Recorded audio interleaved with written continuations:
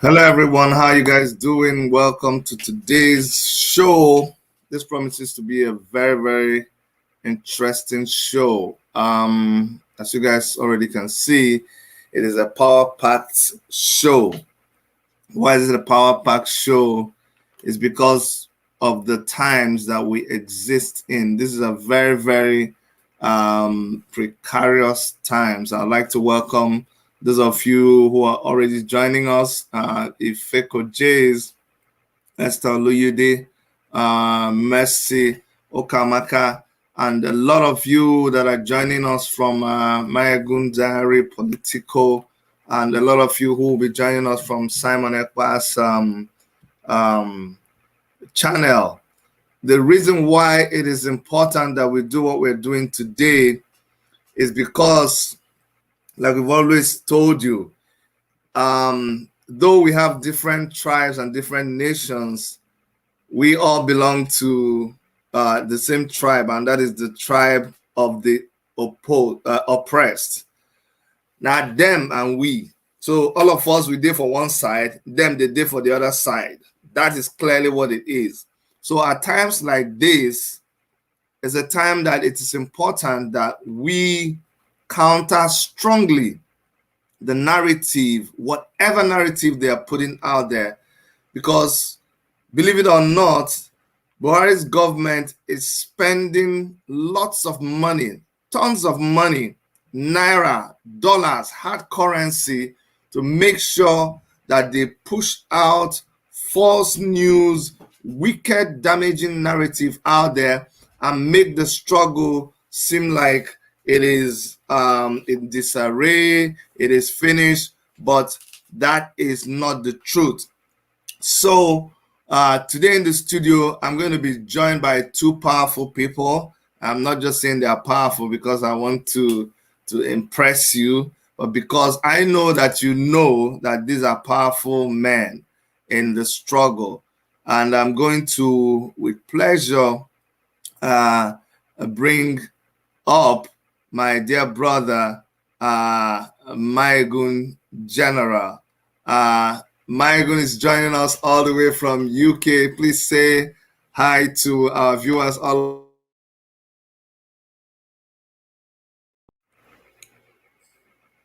I can't hear you. Okay, sorry. Go ahead. It was my fault. It was my fault. How is it now? Can you hear me? It's good now. It's beautiful. Great. How are you, Chidi? I'm good, Maegun General.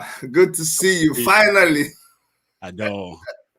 It's been a battle, and it's actually a pleasure to be here this afternoon and joining the big men on the platform today to use the opportunity to debunk some falsehood and at the same time instill confidence in our people that this is a relay, or so to say. Sorry, this is a marathon. It is not a relay. So we are where we are today because of the consequences of our bad decision. Maybe not primarily us, but we are now saddled with the responsibility of making a difference. At least now that we are here. So thank you for having me, Chidi. Thank you so much, Maegun. So why do you think the Buhari's government is so intent? Why do you think they are passionately and very judiciously working on pushing out lies out there to the public, especially at this period? Why is it their prerogative? Chidi, that seems to be a rhetorical question. Buhari's government is a product of lie. So why are you surprised that all they do is to propagate more falsehood, lies? Why? Because they're a product of lie. The only surprise should be talking about today is if they were indeed doing the right thing by telling truth. That would be the shocking thing for all of us. Why did they start talking truth or lying? But one thing they forgot, by the way, is this. You can lie your way to power, Chidi. Okay? You can gain power with propaganda. but you cannot rule a country with a propaganda. So, and as they say, desperate times requires desperate measures. I think this is the last push of it, where their desperation will further expose them. So I'm not surprised that they are lying. You know, somebody says that the only time somebody was arguing with me seriously, say, Chidi, I don't like this fake news that you put out about Buhari's government.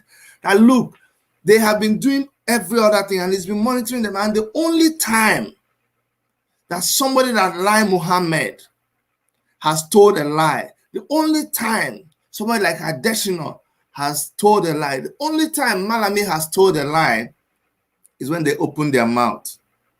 That's the only time they've ever told a lie. Why somebody felt like you telling it as it is could be you also trying to deviate from the real thing. You see, let me tell you something, Shidi, right? Yeah. You can, like I said, you can win an election by propaganda. You can lie to a whole country. It's possible. It's this has happened many times in the past in history, where unworthy people lied their way to gain power. But one thing there is that you can't rule a country by lying.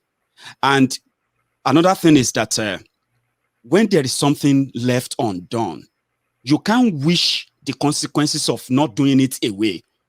We found ourselves in a place where some people said, let's start with Buhari and this gang.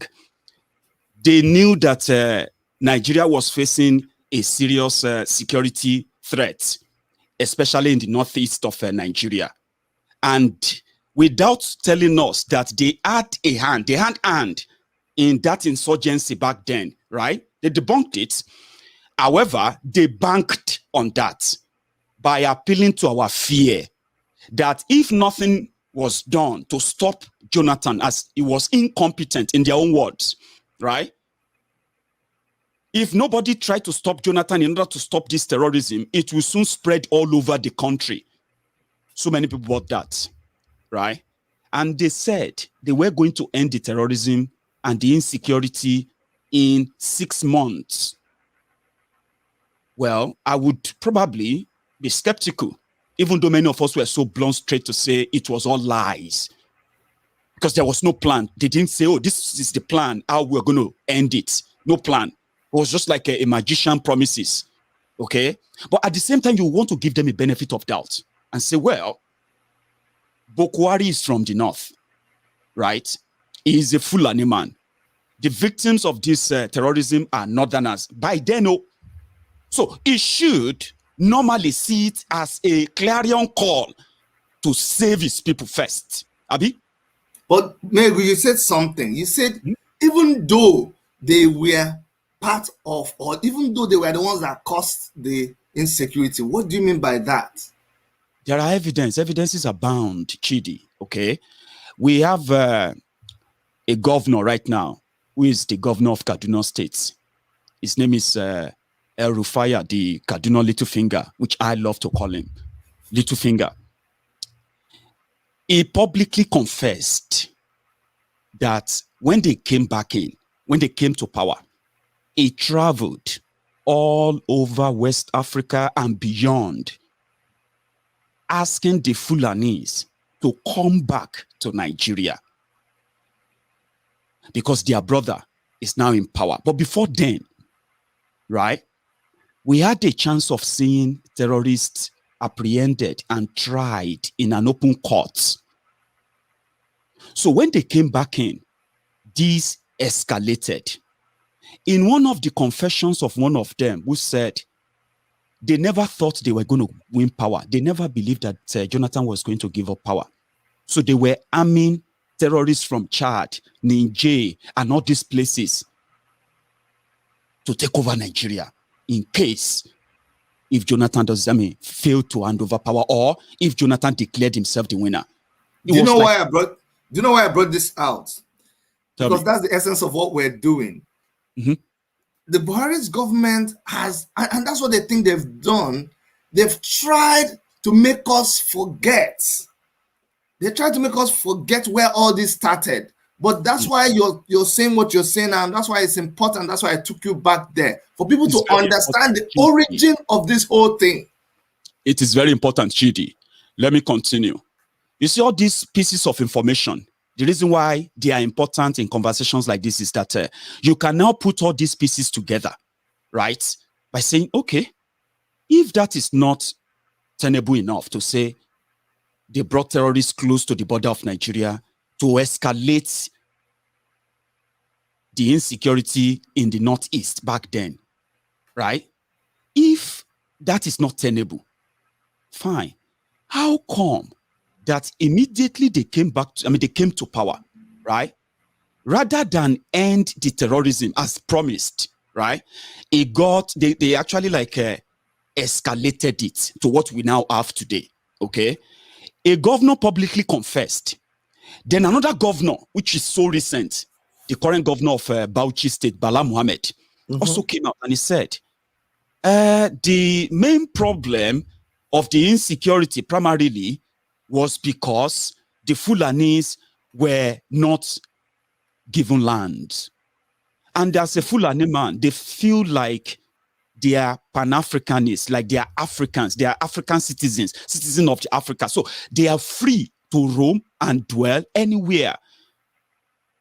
Now, back to your question of why did I say they had hand in this?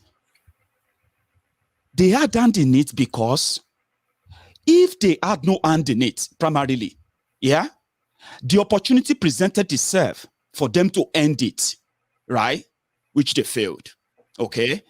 And another thing is that if they had no hand in it, before they came to power, there were some arrested terrorists standing trial. They are still being, some of them are still being questioned before this government came to power. But when they came in, they did not just release those people caught in those acts of terror. Boko Haram, they now opened an illegal back door for this repentant terrorists. They call them Operation Safe Corridor. There is no legal backing for it. There is no act of even presidential act or whatever for it. Nothing. But this was put in place to free all the repentant terrorists. Right? And for the 6 years they've been in power, they have released over 6,470 something repentant terrorists. Rather than for the terrorism to end, it has escalated beyond Northeast to North Central, Northwest, Southwest, Southeast, and your mic is off. Your mic went off. Your mic went off.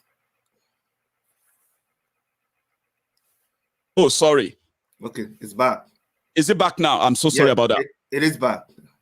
So, Chidi, they had the chance of ending it, but look at what they have made of it. No single person is standing trial for any of these terrorist acts. When they put together an arrangement, first time in 2014, when they kidnapped the Chibok girls, right? Many of us were surprised. How could that happen without the involvement of the military or the police, or even the local politicians and the traditional rulers in this part of Chibok? But we now found out that, right, they've always been together, all to gain power, and they latched on it. But when you now look at after 2014 to date, Chidi, we have had 9 different successfully carried out school abduction, same style, until they move them en masse into the forest. Then the news comes out and we begin to look for them. Same modes of operation. Okay. So, my brother, you see, what we're doing now is unmasking Buhari's government. And the number one mask that we've just taken off, and I hope people are understand, because this is a very critical period. We are going to bring you up to speed to where we are right now, but we needed to go back, because when you hear insecurity, Muhammad Buhari, Buhari's government, they are all arresting this person, abducting this person, kidnapping this person to, quote unquote, can arrest the insecurity. We are going back to see who started who is insecurity themselves, and we are unmasking them to show that They actually went, like you have said, and invited these people inside and clearly gave them they were waiting. They didn't think that Jonathan was going to hand over power. And that was why Buhari kept warning that should anything happen and they didn't get power, he said the blood of baboons will be on the street. I mean, how did he put it? So they were the ones on their own. Now then bring out the money from their pockets. Now then go to market. Now then go buy insecurity come. Nobody, them clearly, El Rufai, Buhari, whoever, they clearly. And you'll be asking me, Chidi, why are you saying that they went there? Why is it easy for them? Don't believe me. Don't believe my good diary. Believe Buhari himself that said that he has cousins. He says he has cousins in these places, in Niger, in Chad, in all of those places. So those are his cousins that he went to and said, come.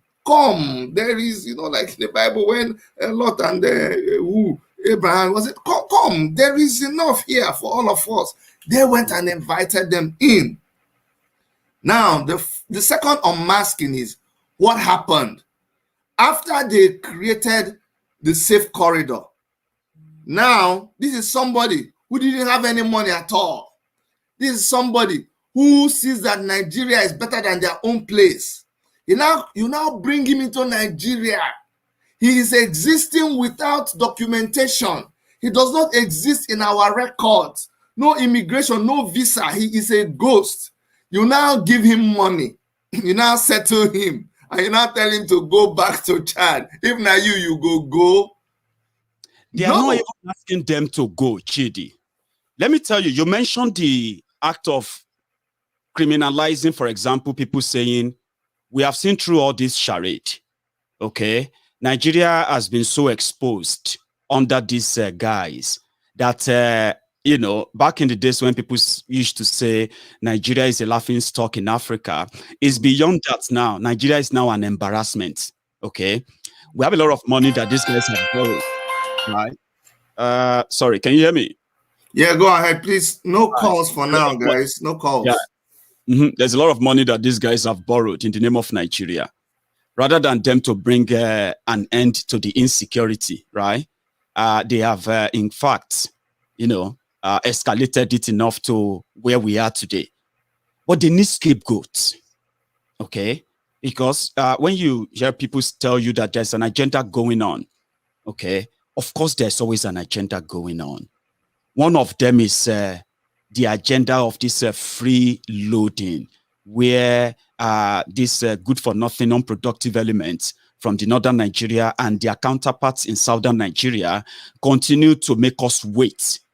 But when the consequences of their failure, for example, in the area of insecurity and economy, right, they need some people to gaslight and blame, okay? Because when you fail to do what you have to do, there will be contempt. There'll be a lot of displeasure where people will have to show disagreement. Oh, we are not happy with this. We are not agreeing with this. And they will come with different kind of, their disagreements in the public, in a democracy, expectedly, right? Now, they don't want to be held responsible for their failure. And at the same time, they cannot pretend that these failures are not there. But they need a distraction. Who to gaslight, who to blame. And if you look at all of them in this case, this is beyond the North versus the South. They are united in this onslaught on all of us. Because if you protest in northern Nigeria that they are kidnapping you, they did it in Kaduna. Police shot and killed them. They protested in so many parts of the northern Nigeria for all these kidnappings, right? Guess what? They were attacked same way. Now, if you do same thing in the southern Nigeria, whether your own is that, the Fulani are ransacking our villages, they are kidnapping our people for ransom, they are raping our women, and they're destroying our farms and, turning our communities to ghost communities and all of that. These are legitimate disagreement. These are legitimate points that can make people go on the street and say, where is our government? They are legitimate. But you know why the soldiers can come around and say, If you do that, you are only trying to cause problem in Nigeria. They can blame you for the unrest, and then they can link it to why there is insecurity. And that's what takes us to Biafra. You see this Biafran struggle, right? Why are they gaslighting the Biafrans? Why are they going to start gaslighting the Oduduwans too? It is very simple. Those who brought us to this level, like I said, the North, the South, those of them parading themselves as representatives and spokesperson for these regions, right?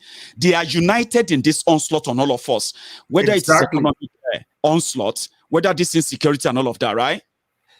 So it is easier to say, oh, the reason why people are not happy, or the reason why government is not concentrating, is because Nnamdi Kanu told people to sit at home. 1 second, 1 second. Check your audio on your channel. I think people watching on your channel are not able to hear you. Oh, that's a shame. Make sure, just fix it. See if you're able to fix it. Let's see. All right. So give me a sec. Go ahead. Go ahead. So while he's trying to fix the audio on his channel, Mayegun just talked about when he started this comment he's making right now. He said that Nigeria borrowed money. Just for your information. Let's check. Okay. I'm going to mute myself quickly. Sorry. Okay, no problem, no problem. So Nigeria borrowed, they just approved borrowing of 4.3 trillion. Where that sets you inside Nigeria, it's funny, but it's not funny, is that everybody, including the unborn children, are going to be in a debt of 271,000 naira each. 271,000 by next year. Everybody, whether you are Paul, Paul, whatever, you are going to be owing 271,000. I hope the sound is back. Sorry to interrupt you, Chidi. No problem. I don't know if they can hear me anyway, but I hope the sound is back. Okay. Yeah, go on. So yeah, I was just saying that people should understand what is going on, because we are breaking it. Sometimes when we are talking, you don't understand how it affects you. There are some people that when you're talking about all of this, they say, oh, this big grammar, waiting concern me with Abuja. It concerns you because this 4.3 trillion that they just borrowed and added to the debt we already have means that even if all of them die right now, you are owing 271,000 where spend. You are already a debtor. So all of our pastors who say, I shall be a lender and not a borrower. God forbid. We are not. No. I say, they say, you are owing 271,000 already. Somebody says, Chidi, survey say that it's in a 300K. Oh, 300K by now. So from the last time we analyzed it till now, the exchange rate has placed you at 300,000. 300,000 when follow chop. You are already in debt of 300,000. Just for you to know. So now, do you understand that the things that happen in Abuja, do you understand that when they're talking about all these things, it affects you directly? That's why after a while, you will bring out your money. Your money has no value.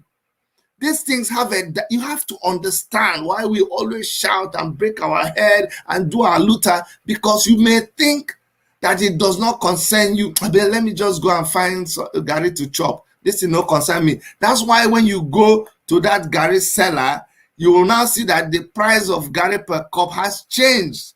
That thing that they're doing in the Senate, that your senator that you elected in your area is going there to do, it's affecting you directly. So wake up and understand what is going on. And I don't know if you want to finish, if you're done with your setup. Yeah, I want to start moving. Want to throw at me, Chidi. I've tried to fix the audio, but I don't know if it is working yet for them. I couldn't get one myself, So I'm trying to anyway. So yeah. Hit me with another one before we proceed, just to manage our time, please. Okay. Okay, guys, maybe don't worry. We'll repost this on my Goose Diary, and then whatever Yeah, is missed, you guys can still catch it. All I right. know. So in the light of unmasking these people, so they brought in these people to destabilize the place. They tried to pay them. They tried to buy them out. No way. They stayed on and they continue to create havoc. Now they know their time is up. And That's all of right. a sudden, you're hearing that even in the new approved waiting by the Senate, they are asking for more money for exploration up to Chad and Niger. Why is this happening? Why would Nigeria be wanting to explore into Chad, build railway into Chad, build oil refinery over there? Why? What is the grand plan? What are we unmasking here? You. Chidi, can you hear me, by the way? Yes, I can hear you here. Great. Now, that's another good question, okay? You see, when you have a country whereby people don't really have a say, sincerely speaking, all right? They don't really have a say except for what they probably say for them. It is unfortunate that we are dragged into all of this.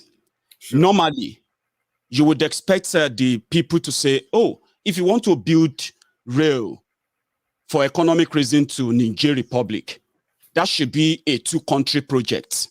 Good idea if it's going to promote economic, relationship that's going to also create jobs, right?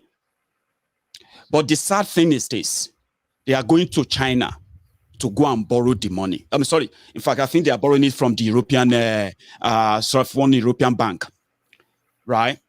And they are borrowing it in the name of Nigeria. Okay. You would expect Nigerians to say, what is going on?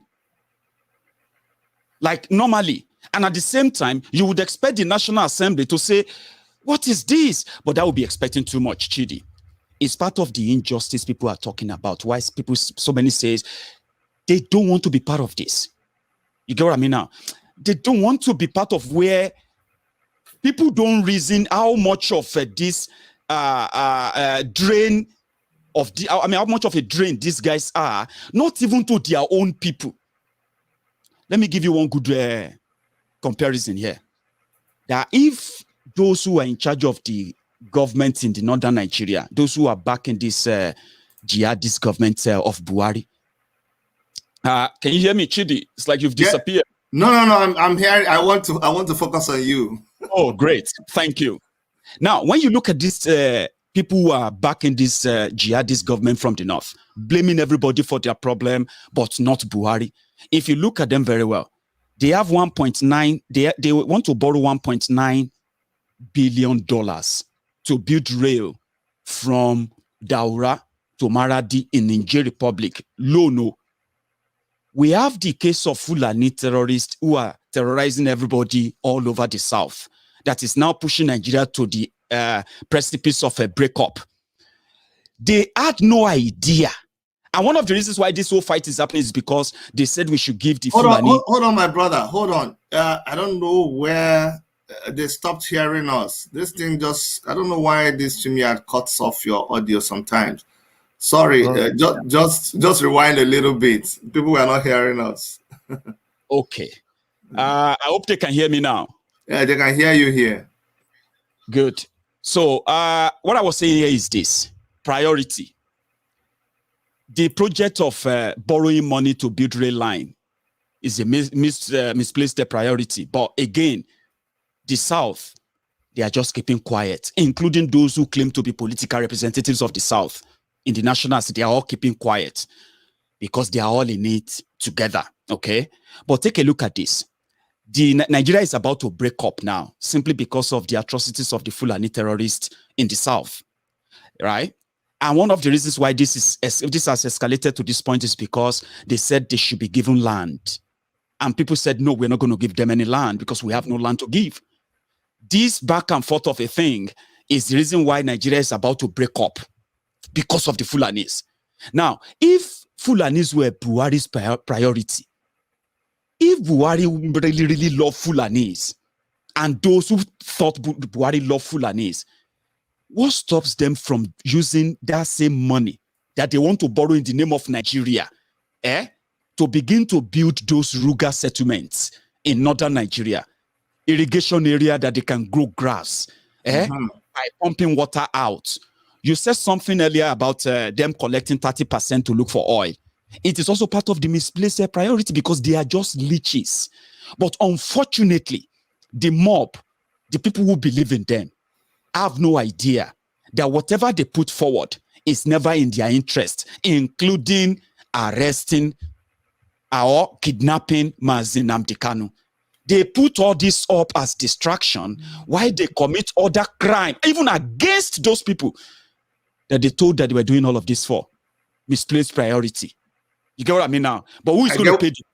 Nigeria is going to pay the bill. Me and you can talk about it. Where are those who are probably telling you and me that we don't know what we are talking about and they are from the South? When I say, why don't we just go our different way? So I wouldn't have to worry if the northern Nigeria want to borrow $10 billion to go and build Niger Republic, build Mali, build Chad, build everywhere, all join. I won't have to worry. Do you know there's a lesson in that? And this is the argument I've had with a lot of people. The people that are, I don't know how they have gotten into some of the Southerners' heads and have convinced you that the unity of Nigeria is non-negotiable. The same people, as they are talking about not being negotiable on one side, these same people are on one side negotiating the unity of their own nation. They believe in nation. That's why they will talk about their cousins in Chad. That's why they talk about their people. They believe. Do you see the trick there? You see the trick there? Somebody is telling you that ice cream is not good, but they are going behind to go and pay for ice cream and buy it and leak. But they hide it behind because if they don't believe in nations, like we're saying that, look, there is the Igbo nation, there's the Yoruba nation, there is this other nation. There are nations that have common beliefs, common traditions, common cultures. Allow them to exist together. And these people are countering it. Yet, they would go ahead and be planning for their future. Why do you think they will always say everything they do, they turn towards the north? Beyond Nigeria, they don't even see that Nigeria border. You know, they don't see that border. They just do things, marriage, do everything. And for the naysayers, when they finally heard Buhari say, "What are you saying? My cousins are over there. Everything just finished." I have a brother on the line now. I'm hoping I'll be able to bring him in because we are at a very crucial time. So this is the best time for you to come in. Mazi Simon Ekpa. People want to kill us here. They keep saying, he say, "Simon Ekpa, or you give us back our money." You know, like when you go watch film, if they kill actor, they say, "Give us back our money." They don't kill actor for film. So Simon, people have been complaining. They say, "You said you're gonna have Simon Ekpa. If we don't see Simon Ekpa, you give us back our money." So now I finally brought you here. Please say hi to everybody.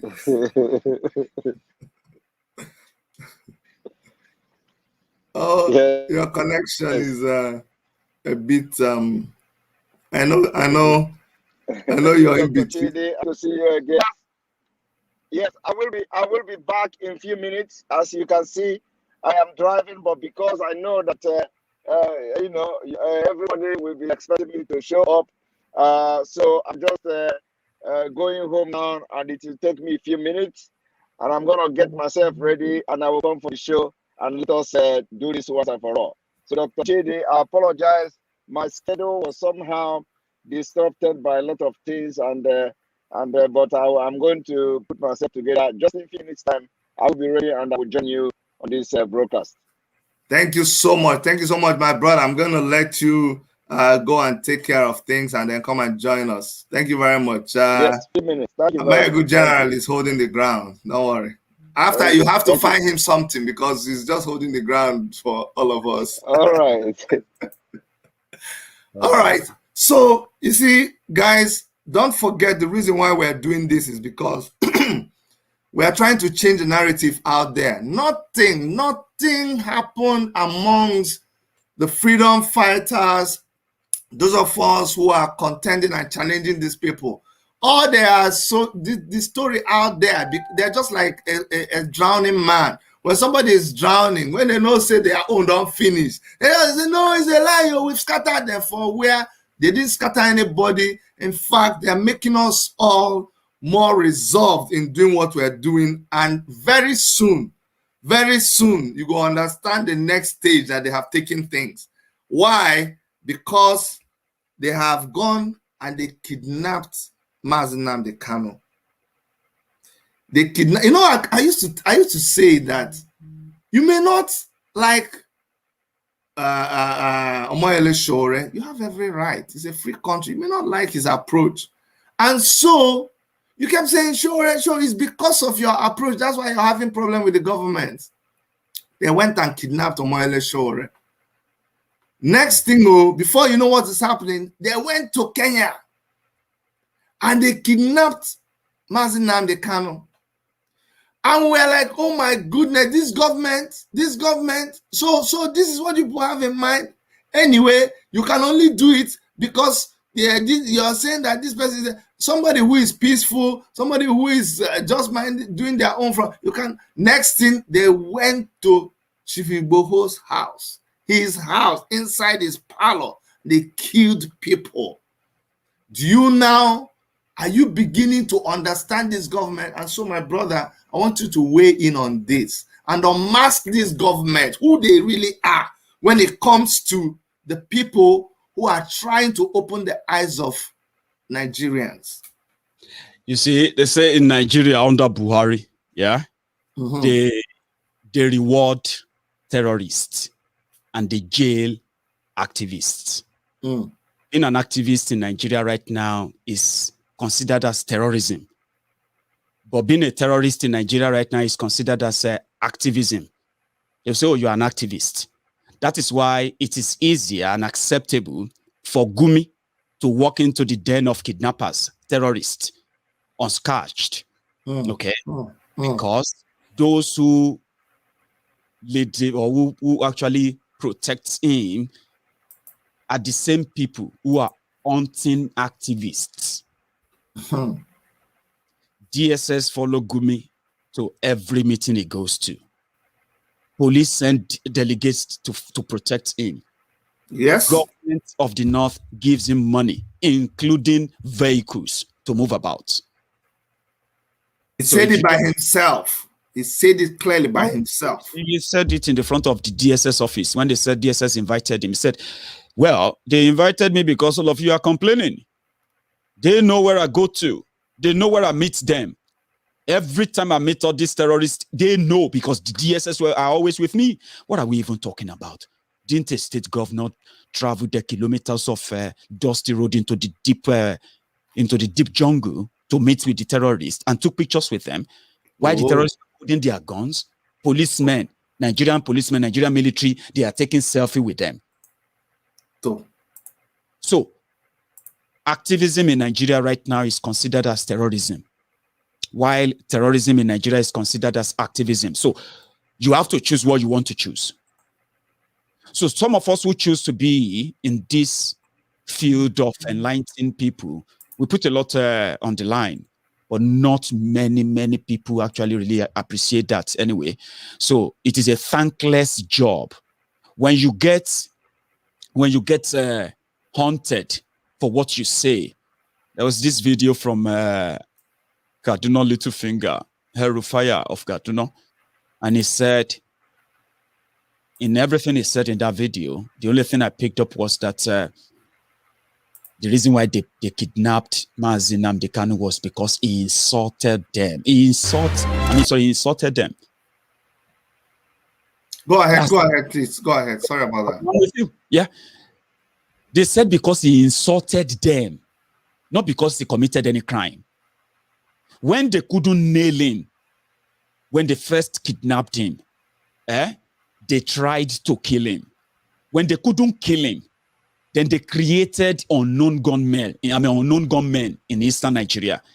Who are the unknown gunmen? The unknown gunmen are the members of the of the DSS, Daura Secret Service. Those who are hunting people down in the middle of the night. Okay? So unknown gunmen burning down police stations, shooting and killing policemen, attacking government facilities were their own final logic, their final trick to make me and you believe that IPOB members have gone rogue. They have become terrorists. Therefore, they can now go ahead and kill them officially. Same thing they did to Sunday Igboho. While everybody can tell that what is the crime of these guys for standing up to say no to the Fulani invasion. The existential threat that they have been saying no and putting a sort of a stop to it is their only offense. They didn't commit any crime. Sowore said, stop this government if you want to stop these killings and this bloodshed. They asked for his head. You know why? Because the same government that wants Sowore dead is the same government that is ferrying minted money to the terrorists. It's the same government that is using the Nigerian resources to drop weapons for them in the forest. It is the same government that is disarming you, disarming me, calling you a terrorist for owning a gun. But the same government will send representatives to go and meet terrorists with machine gun, RPG, including rocket launcher, everything that can actually be weapons of war. You know what? You know what, my brother? This is what I want people to understand. That's why we are masking. You have to understand this government. It was this government that came out and said, you see, when somebody is lying, sometimes you keep lying until you're just so messed up, you don't even know what you're doing anymore. They wanted to criminalize you. So they came and told you, your problem is that you are afraid. Go and get gun now. Go and get gun and defend yourself. So you now went and got gun and defended yourself. Then I turn around and say, oh, we found you with guns. So you're like, what am I supposed to do? I just put up something there. Somebody says, Oga Chidi, please, are you for referendum or Buhari must go? This is exactly why we are having this kind of discussions. You see, one thing people don't understand, you don't understand what goes on behind closed doors. You don't understand something, Dr. Chidi there. Yeah. People ask that a lot. And that is why when you talk and when presenters and, programmers like ourselves decide to back everyone that is standing up against this ruthless government in Nigeria. Yeah. Some people emotionally want to make you feel like maybe you don't know what you are doing. Exactly. You see, the advantage of having a Sowore and nobody should castigate him or join them in anything in bringing him down. And I've told people on my program many times that you are just being naive or completely stupid. And I have no apology for that, by the way. If you think you are supporting Biafra, but because Sowore is not supporting Biafra or the Dua Republic, Buhari can kill him, you have no idea. The same mentality that people say, well, I'm actually not a Shiite. Are they not the people who voted for Buhari? Kill all of them. Those who said that, they found themselves in the midst of revolution now.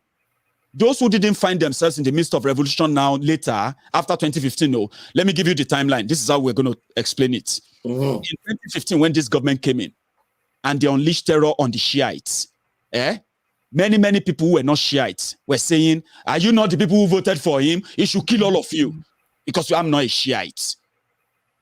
Then some of them found themselves protesting as normal, thinking they could just protest as normal until the police shot at them. Obi Ezekwesili, Aisha Yusuf, and the rest of them. Some people said, kill them. Now, don't be them, bring Buhari. I'm not Obi Ezekwesili. I'm not Aisha Yusufu. Kill them. Revolution now came, right? People said, oh, it's Sowore. Kill him. Then they turned to the Biafrans. So many others said, Oh, the IPOB, Biafra, Biafra this, Biafra that, mocking them, just kill them. I'm not actually a Biafran. Then they met the Middle Beltans. They massacred them. They massacred them. Some people said, kill them, Buhari, kill all of them. And you voted for Buhari. To all of them, the moment you are not them, then you deserve to die. Not forgetting the fact that in Nigeria of today, whether you voted for Buhari, whether you didn't vote for him, whether you supported him, whether you didn't support him, when they finish with those you think they should kill, they will come for you too. At the end of the day, there will be nobody to stand up for you. Look at us in Yoruba land today. Those who were jumping up and mocking the Biafrans, being hunted down and brutalized, dehumanized on the street of Aba, on the street of Enugu, everywhere. We are witnessing the same thing now in the communities of Ibarakba, Okeogun, Ayete. We are witnessing them on the street of Akure, on the street of Abeokuta. We are witnessing same thing. Our youth are being hunted down, called criminals, just for saying no to Fulani invasion. So if you belong to that category that when people say, and you see when you have all these 1, 2, 3 people standing up here and there, no matter what they are standing up for, the fact that they are standing against a system that is about to exterminate you, you have no right to condemn anybody if you have brain. But not all of us actually uses our brain, because we all do have brain, Dr. Chidi. But not all of us uses the brain. But guess what? Everybody is going to have a fair share of it. Exactly. It may not be so equal in Nigeria, Dr. Chidi, but there is something that is very, very guaranteed, and it is democratic. Ask me what it is. What is it? Go ahead. It is injustice. Exactly. Everybody will have a share. Everybody. Those who didn't support Biafra, those who didn't support Revolution Now, those who didn't support the Shiite, those who didn't support everybody who have stood up against the Bokwari, they found themselves too shouting NSAS, NSAS, NSWAT, NSAS. You know what? You will find yourself in one of them these days. You can't dodge. You can't. And if they killed everybody as you wish, who is going to stand with you? Exactly. Who? Exactly. So you see why I hope, guys, I hope you're understanding. Some of you will swear that you will never see me talking with my Gun General. Some of you will swear that you'll never see my Gun General talking with Simon Ekman. Some of you will, all this swearing, it is a distraction. Just like it's not a just said. Let me say this again as well, right? Yeah. You see, all the things we are doing is a privilege that people exactly. could sit with us, watch us, listen, and in fact, react and participate, like engage with us, right? Yeah. It's a privilege. It's not a competition. No. People should never see themselves like, oh, I am doing you a favor. Because you see, when I talk to you or I talk to my friends, as I'm talking, as they are learning from me, I am also learning from them because they got engaged. And in the process, it doesn't mean that we have to agree on everything. No. It's something we can agree on altogether. Is that why is everybody angry? Because of injustice. It depends on what you call the injustice. It depends on what I call it. But if you look very well, we have the same thing in common. And it's coming from the same source. That's what we're trying to tell you. This rain is falling from the sky. This is touching people at different times of the day, but it is coming from the same source. That's why we're unmasking the Buhari administration. Let me answer this person directly. This is Oga Chidi. Please, are you for referendum or Buhari must go? My brother, the reason why we are not having referendum right now today is because of this Buhari and his gang. That's why they will not give you referendum. So anything that will make Buhari go, I am in support of it. Anything that will give us referendum, including I am in support of it. That's why you will see me support Mazi Nnamdi Kanu 100%. That's why you will see me donate money. Every time they are donating money, you don't even know what happens. Go and see. I'm going to be hosting one, I think in 2 weeks' time, too. You don't know. That's why you will see me support Buhari must go. That's why you see me support Chief Sunday Igboho. Why?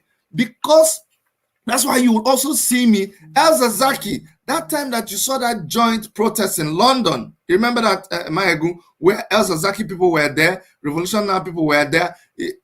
That That's time. what we want to see. That's what we want to see. Do you know what happened? Do you know what happened? Mm-hmm. Do you know what? I was the one that reached out to the Islamic, I think it's Islamic Human Rights Society there in London. And I explained to them, they checked and they checked. I said, look, but these people don't believe it. I said, no. We are all on the same side of the oppressed. And they came and they joined in that protest. And people were like, Chidi, even amongst the organizers, the first time I said we have to bring El Zazaki people, say, no, Chidi, no, we can't bring them in. We don't believe in the same thing. How can you not believe in the same thing when it is the same oppressor within the same system killing you? So people must understand clearly. I believe Buhari must go yesterday itself. And I believe that, what is the meaning of referendum? Referendum is an opportunity like me and you are talking. Mm-hmm.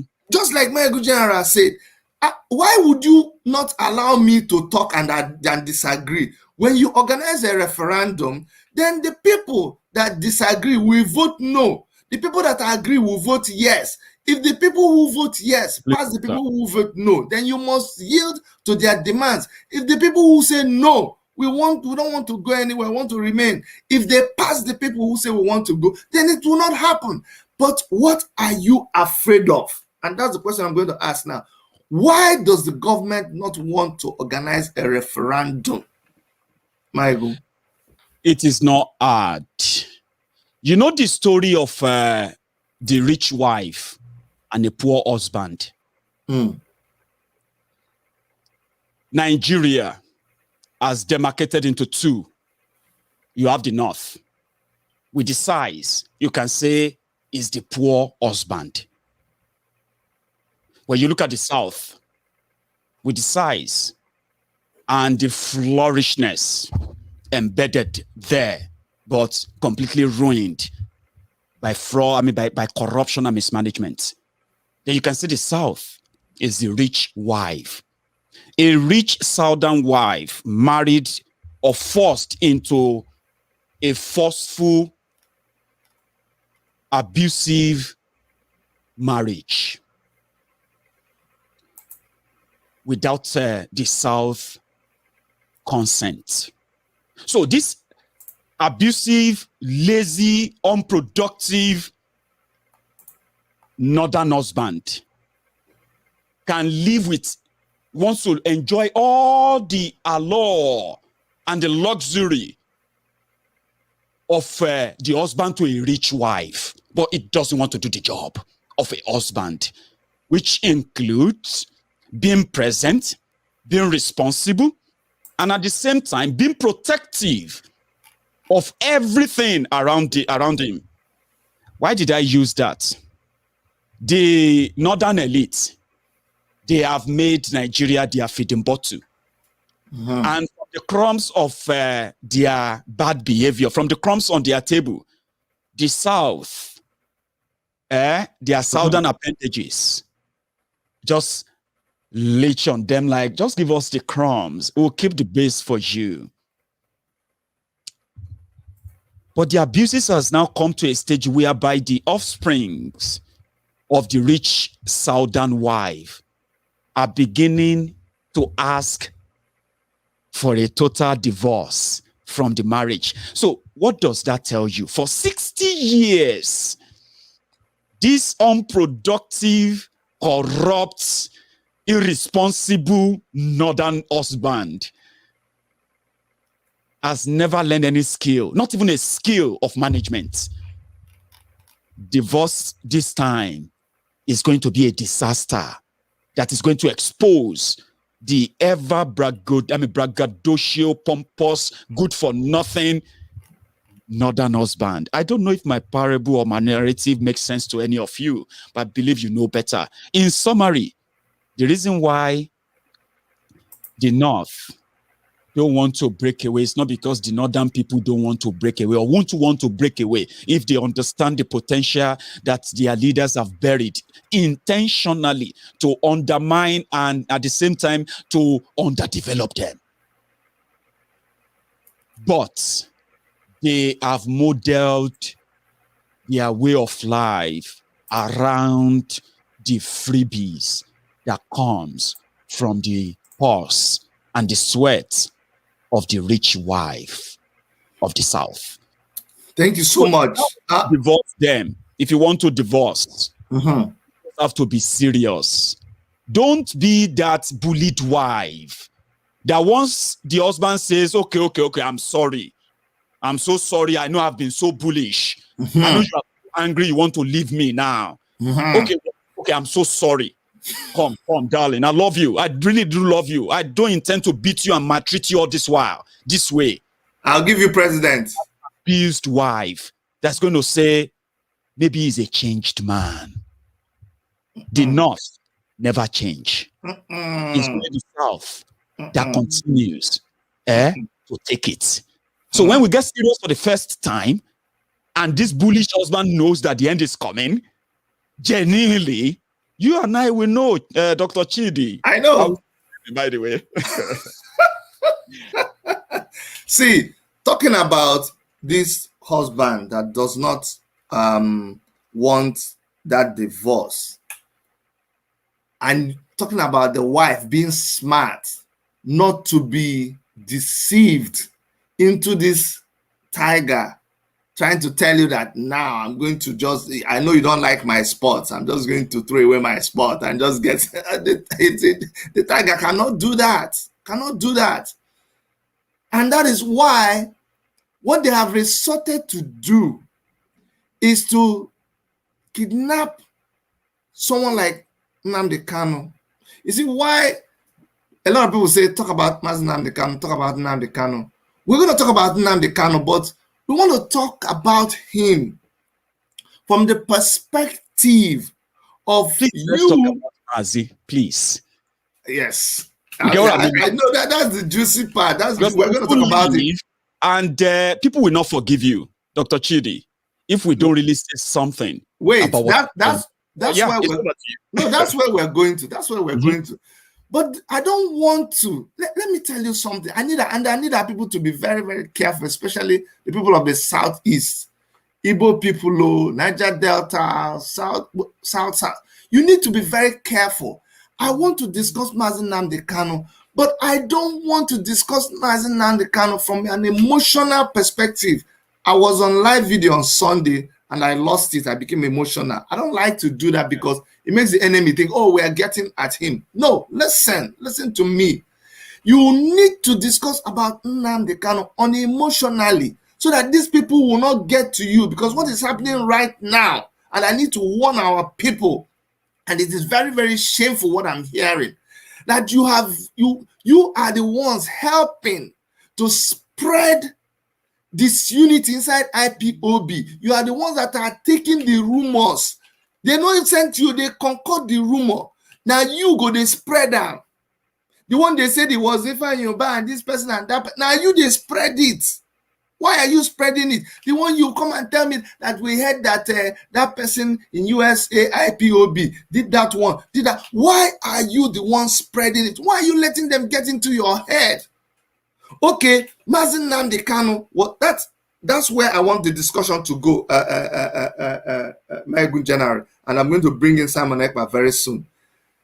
We now know, whether you know or you didn't know or you didn't believe, fact, DSS, the government of Buhari, has kidnapped Mazi Nnamdi Kanu. He is with them right now. We already know that.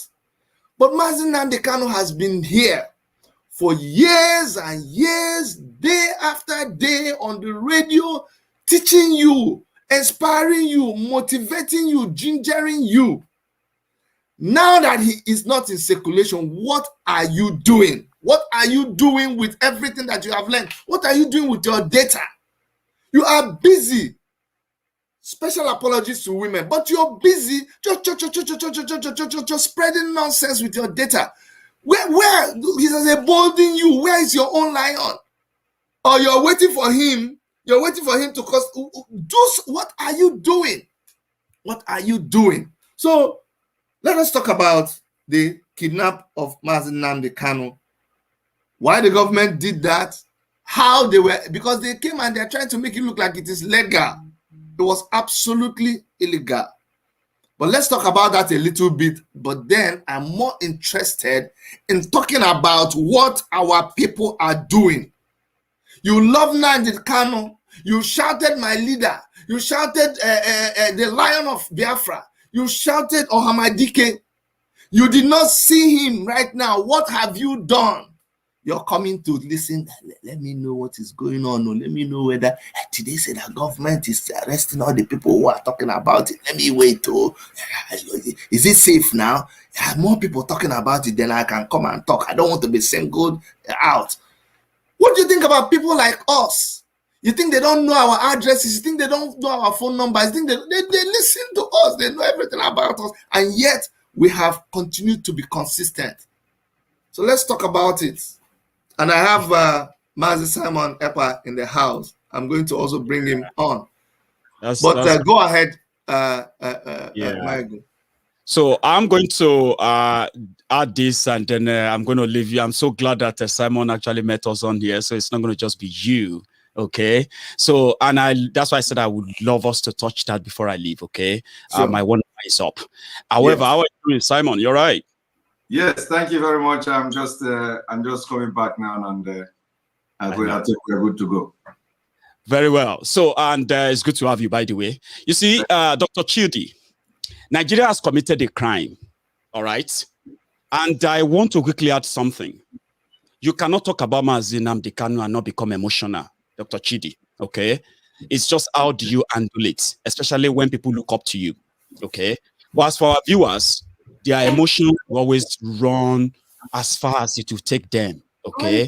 And it is understandable that this surprise appearance of Mazi Nnamdi Kanu in Nigeria wasn't just shocking to the system of many. It also brought to fore our own callings. Every one of us who has the opportunity of turning on camera that people listen to, it brought to fore the responsibility of us holding forth. They said if you want to scatter the flock, just strike the shepherd, okay? And that's exactly what they have been dreaming for years now, okay? A day where they will be able to hold him. People told them that once you get Mazi Nnamdi Kanu, all this IPOB thing will die down. But they were wrong. They held him for almost 2 years the first time. Instead of the IPOB to die down, it actually quadrupled. I think it was the moment they actually got more members, joined them. More sympathizers who are like, the real Biafrans felt like, no, this is unacceptable. Now, the desperation of them taking Mazi Nnamdi Kanu is just an opportunity to make this Biafra to come faster than any of us, in fact, envisaged. It has also opened a new vista into the conversation about Biafra, from what it used to be to what it was to what it is now. Okay? The new vista to this Biafran struggle is that every Biafran all over the world, right? They have right to have a little bit of apprehension, doubt. It is normal. We are all human. Okay? We all want to look forward to something to give us a little bit of hope. That is the vacuum that we, myself, yourself, Simon, has to feel. When we fill that up, give our people the hope, the real news, the real information that help them to process the whole thing going on, because there's a lot going on. All right? And this is what I'm going to do now. Nigeria committed a crime. Whether you are from the Biafra land, whether you support Biafra, whether you don't like Mazi Nnamdi Kanu, that they said they're looking for him for is a secessionist, as they call it, secessionist, which I would rather call self-determination campaign. They said they wanted him, but they don't believe in their own courts. They had him for over a year. They were running away from their own courts until when they finally were at least somewhat courage to take him to that court. And when he appeared in that court, he was released. He met his bail condition. He was meant to be free. But they said he shouldn't do this and that to violate it in order to take him back in. That's a system that if they believed in it, that they believe that they set a trap for him. They was going to violate that his bail condition, which among them is that he shouldn't meet more than 5 people in a place. That's a trap. Then if you believe in that your system, why not wait till the date of the next court appearance and revoke his bail condition and send him to prison? But that is not the agenda. They are holding an honest, innocent man in jail. That is in itself is a crime against humanity. Then they are holding him. They are now looking for something to charge him with. Something they can say, okay, this is enough to charge him. When they couldn't find one, they decided to kill him. He ran for his life. They said they declared him wanted in Nigeria. But Mazi Nnamdi Kanu reappeared 1 year later. Not just in the UK, he appeared in Israel. He appeared in different places. He was never arrested or intercepted by anybody because he was never wanted legally. Until they put up this arrangement that they called interception. In their own word, though, I don't care how they did it. All right? I have my own theory. I have my own information about what transpired. But I'm taking them for their own words now. They said they intercepted him. He wasn't going to Kenya. He was traveling through Kenya, which simply means Nigerian government and Kenya government committed an international kidnapping crime that can actually make Nigeria become a pariah state. Something collectively in general will never be good for everyone that calls himself a Nigerian. But we have time and we are happy. You know why? Today, the UK Parliament is discussing the kidnapping and abduction of Mazi Nnamdi Kanu. You see? The American Congress are looking forward to the day they are also going to discuss it too very soon. The United Nations that they said Amina Mohammed is holding forth for Buhari. That's not how things work. She might be holding forth, but it won't be for long, right?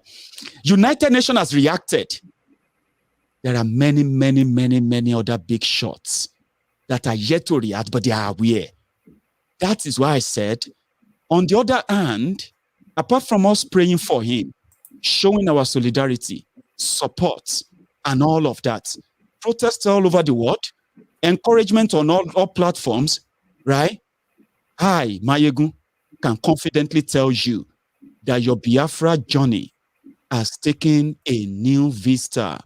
Get used to it. Something different is about to happen. The same rejected stone, the stone rejected by the builders, they say it, is about to be that cornerstone. And I don't know how it feels to be a Biafran. But let me tell you something. I have an attachment. When I received the news of his sudden appearance in Nigeria, a lot of things ran through my mind and my head. I lost myself, and I'm not even a Biafran, right? So I don't know how it feels like to be a Biafran. I can tell you this. Instead of you feeling so dejected, hopeless, in fact, this is the time you should all bond together than ever. You're right. All right. Doctor. Thank you so much, Mayegun General himself. I know you had only 1 hour to spend with me. I managed to push you to 1 hour 15 minutes. I know you're on the run, but thank you so much for being here. I'm on, honestly. Thank you so much. I'm with you. But it's not going to happen. Okay, I'm going to let you go, but before you go, I want Simon Ekpa to say 1 or 2 things to you. And before that, let me just share something here, just for everybody to know. Those of you that are if you are living in Toronto, we have 2 buses. We have 2 buses, 2 free buses going to Ottawa. We're going to be at the British Embassy. We're going to be at the Canadian Parliament. We're going to be in several places in Ottawa, which is the capital of Canada. There are 2 free buses. And if you want to join, I don't know if they're still there. Maybe we're going to put a 3rd bus. But please send by WhatsApp to 415-878-6563. The reason why we say send is that there are so many calls coming in. Of course, it is tomorrow. We are leaving here by 5:30 a.m. So please, it's first come, first serve. I just had to make that announcement. We're going to be in Ottawa tomorrow. Make sure that if you're interested, that you let them know. Simon Ekpa, please greet our general as he takes his leave. Yes, Dr. Mayegu, General Mayegu, thank you for being part of this program. You have been doing wonderfully well and working for your Duduwa, Yoruba, Biafra, and those freedoms, those who crave for their freedom. We thank you. We say stay strong. This is now the time, the most interesting time in the struggle for freedom of people in Nigeria and by extension in Africa. We are going to be, in a couple of weeks to come, we will be having more of joint program. So we are going to embark on a very ruthless sensitization of our people. It is time we are going to take a different level of this awareness for freedom of our people. We are going to be very, very ruthless in the sense that the media war will take a different dimension from now. So anybody who really crave for this freedom and know that freedom is the best gift ever should know that it is time to invest time. It is time to invest energy. It's time to do ×3, ×5 of what we've done before, and to be able to maintain the propaganda, countering the propaganda that will be coming from the Fulani-controlled government of Nigeria. It is needed now. When you look at what has happened, you will find out that we don't want to start making a lot of analysis about this saga, because the more you make this analysis, the more you give them clue of how to solve the problem. So we want to be we want to do the one. If they look me, they look you. You understand? And people, all right. people do not understand that. Thank you very much for everything. Yeah. Thank you very much, Simon. Right. You keep it up too, right? You are, in fact, a light that the Biafrans all over the world should be proud of. And I'm so happy that they all surround you and they support you a lot. Okay. So you give them a new hope, something that somebody like me 4 years ago, right, didn't really see coming. And you have done so well for yourself, speaking. So people should be proud of you, the Biafrans all over the world. Okay. And yeah, keep it on. Thank you so much. Thank you so much, the general himself. Thanks, Doctor. You have a good discussion, okay? I may be watching where I'm going, but thank you for having me. And to everybody, thank you very much. Bye-bye. Bye-bye. Yeah. Okay. It all happened. So my brother, they look my time because if you know how I'll be running around until I appear here. I know. You have a very short time. So we're going to go straight to the point, okay? Yeah, you're right. You have a very short time to spend. The question is, with what has happened now, people are confused. People don't know what to do, what to say. There is a lot of misinformation going on here and there. So what is the way forward? What should be done right now? The way forward, so many steps have been taken. A lot of things has been done on the ground for the best interest of our leader and for the best interest of Biafra and for the best interest of the movement. The IPOB leadership has done a lot, and a lot are going on ground. A lot of work are being done. Disregard the people that are carrying all those kind of fake, frivolous, and all manner of propaganda, trying to buy into the situation, and in a bid to distract and make us lose focus. I am really happy the way Biafra kept calm, because the calmness we displayed shows that we are not idiots, we are not mugus. We don't need to delve into something when you don't have first-hand knowledge or first-hand information or fact before delving into it. The second thing is that the way forward is what you have just displayed on the screen about protest. You people have even hired a very big boss to convert people to the protest. That is the way forward. So it is they show, Biafrans, yes, this is it. Biafrans all over the world, they are doing, the movement is being led by, spiritually. You understand? So the protest now is what we need. Very massive one. We need massive protest. The target should not just be only the embassy of the British embassy. The target should be the giant media houses and the parliament. This is very, very good point. Good point.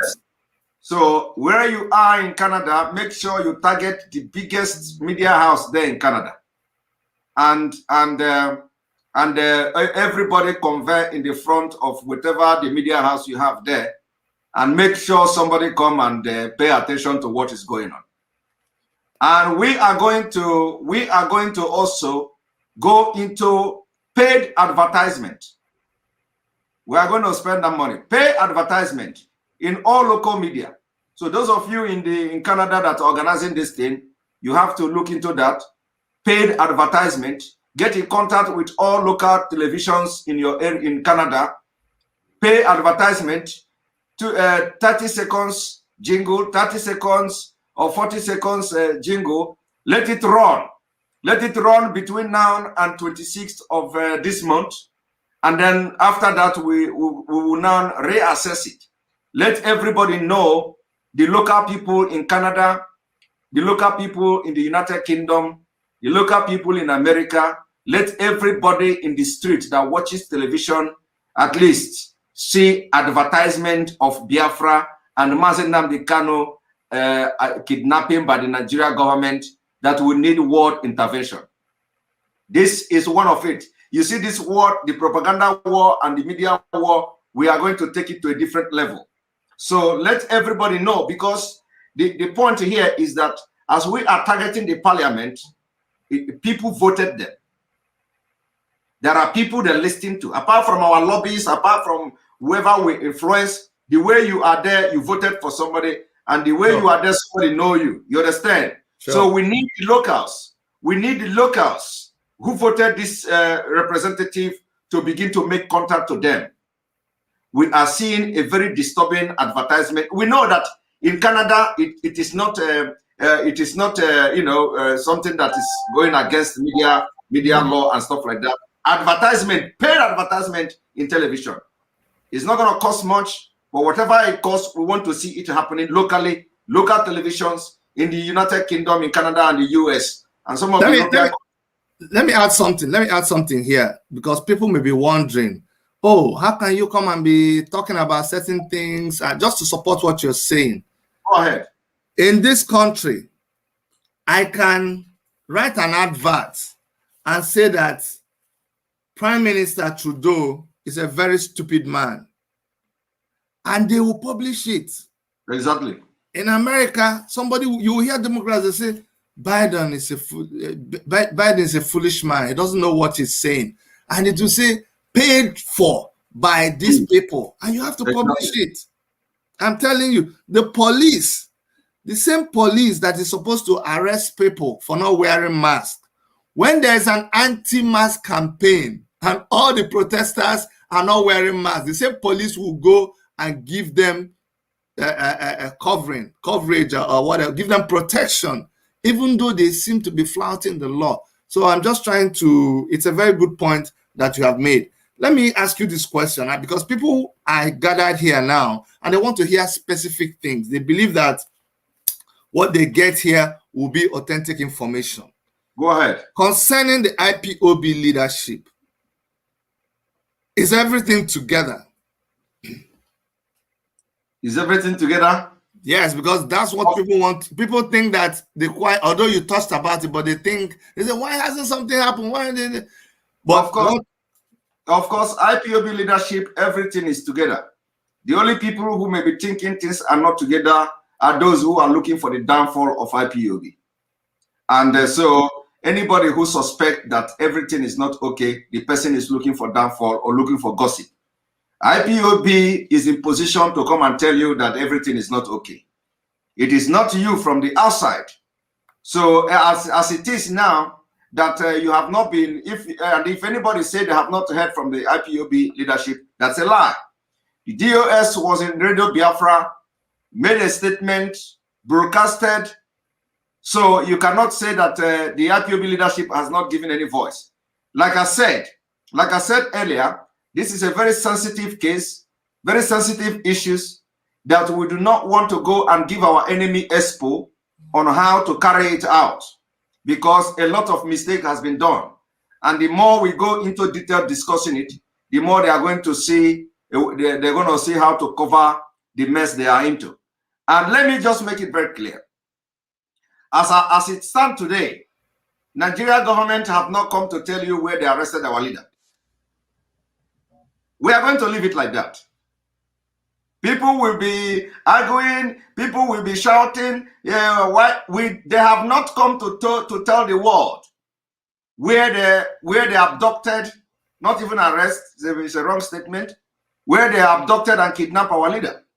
And do you know the reason? The reason that they want to hear from us.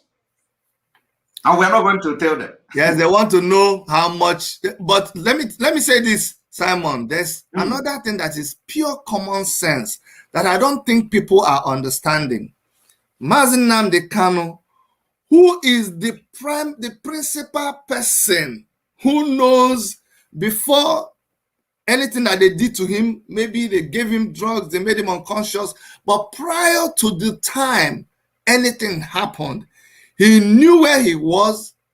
He has met with his lawyer, Ifeanyi Ejiofor, and they must have discussed. And I was analyzing this with my wife, and I was saying that even in their discussion, not everything will come out now, because wherever they're going to have that discussion, DSS is going to monitor it. They are going to record it. So even if he speaks in Igbo, they are going to hear. So there will yet be another time that certain secrets will come out. So you're right. They want to know. Well, so there are secrets right now that are still with Mazi Nnamdi Kanu that will still come out at the right time. Because let me tell you, Dr. Chedi. Yes.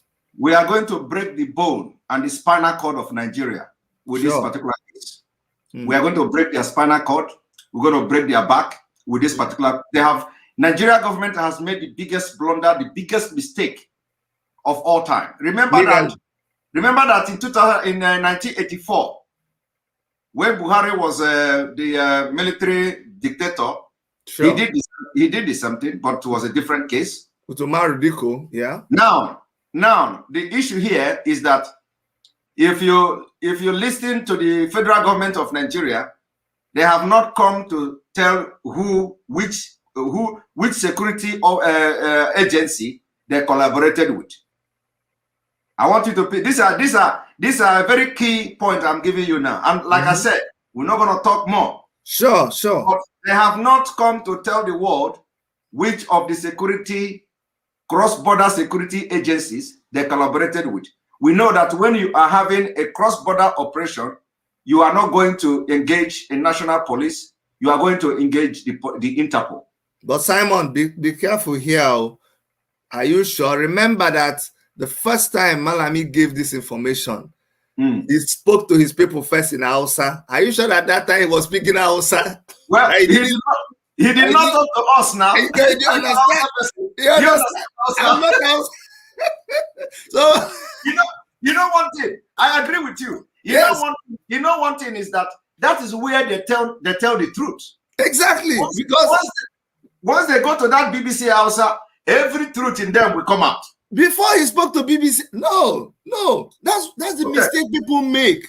People thought that Malami, first of all, that he was talking to BBC Hausa. No, it was the national address, at which point he announced that the federal government had abducted Mazi Nnamdi Kanu. At that address, he started speaking Hausa. Are you serious? You know, I have not come across it now. No, I will send the video to you. Please send it to me. We need to. Oh my God, he spoke to these people. That he see, what it means is now where people they yab, they do over excitement, and their truth they come out of overzealousness. You know, now they were excited. He was going to make a very big announcement. He just broke into Hausa, like we don't catch him. You know, say we don't the person. So he literally just exposed and unmasked how they feel about. He believes that all of us now. Hausa. I'm with my people. So the whole agenda, the whole project, the whole everything they are doing is for the benefit of a particular group.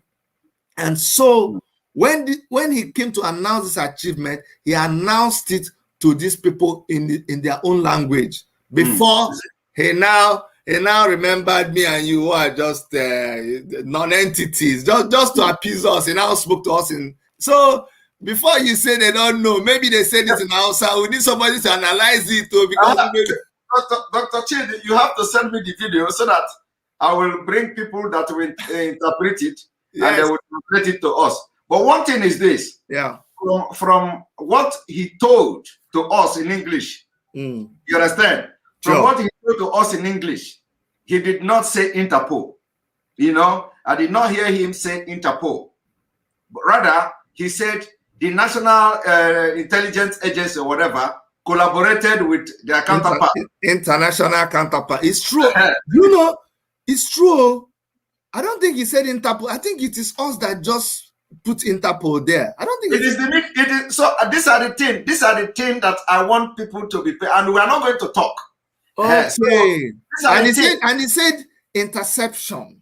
He said interception.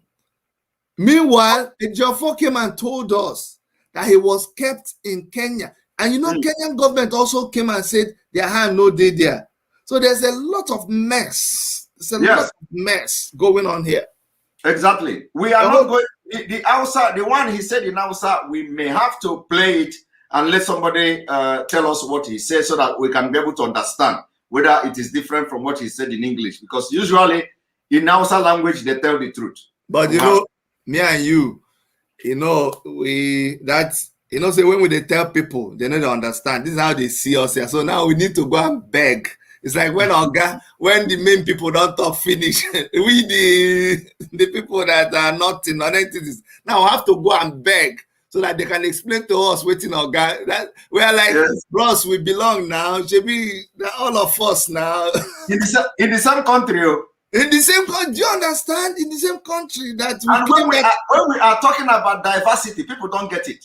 You understand? So now it's only one language that.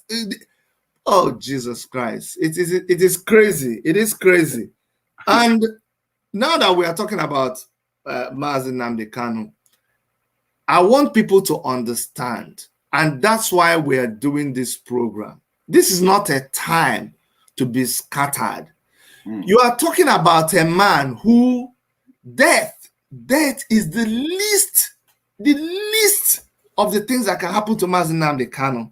Because for everybody, I keep telling people this. When Omoyele Sowore says, you tell him some things, I say, Chidi, listen, no be death. I'm already dead, though. When you see people like Mazi Nnamdi Kanu, they were already dead long time ago. So you cannot use killing him to scare anybody. So this is not a time to be fretting. Oh, what if Nnamdi Kanu dies? One pastor even came and said, I saw Nnamdi Kanu in a coffin and all of those things. That is just uselessness. Right now is a time to keep a clear head, to remain focused, and to be happy actually that you are, the events that has happened are bringing us, because something must happen. It is now clear. Something got to happen. There is no more. Even if you did now, something must happen. This case now has become like the fly that is perched in the bad junction, where you hit it, you're in trouble. You leave it, you're in trouble. So something must happen.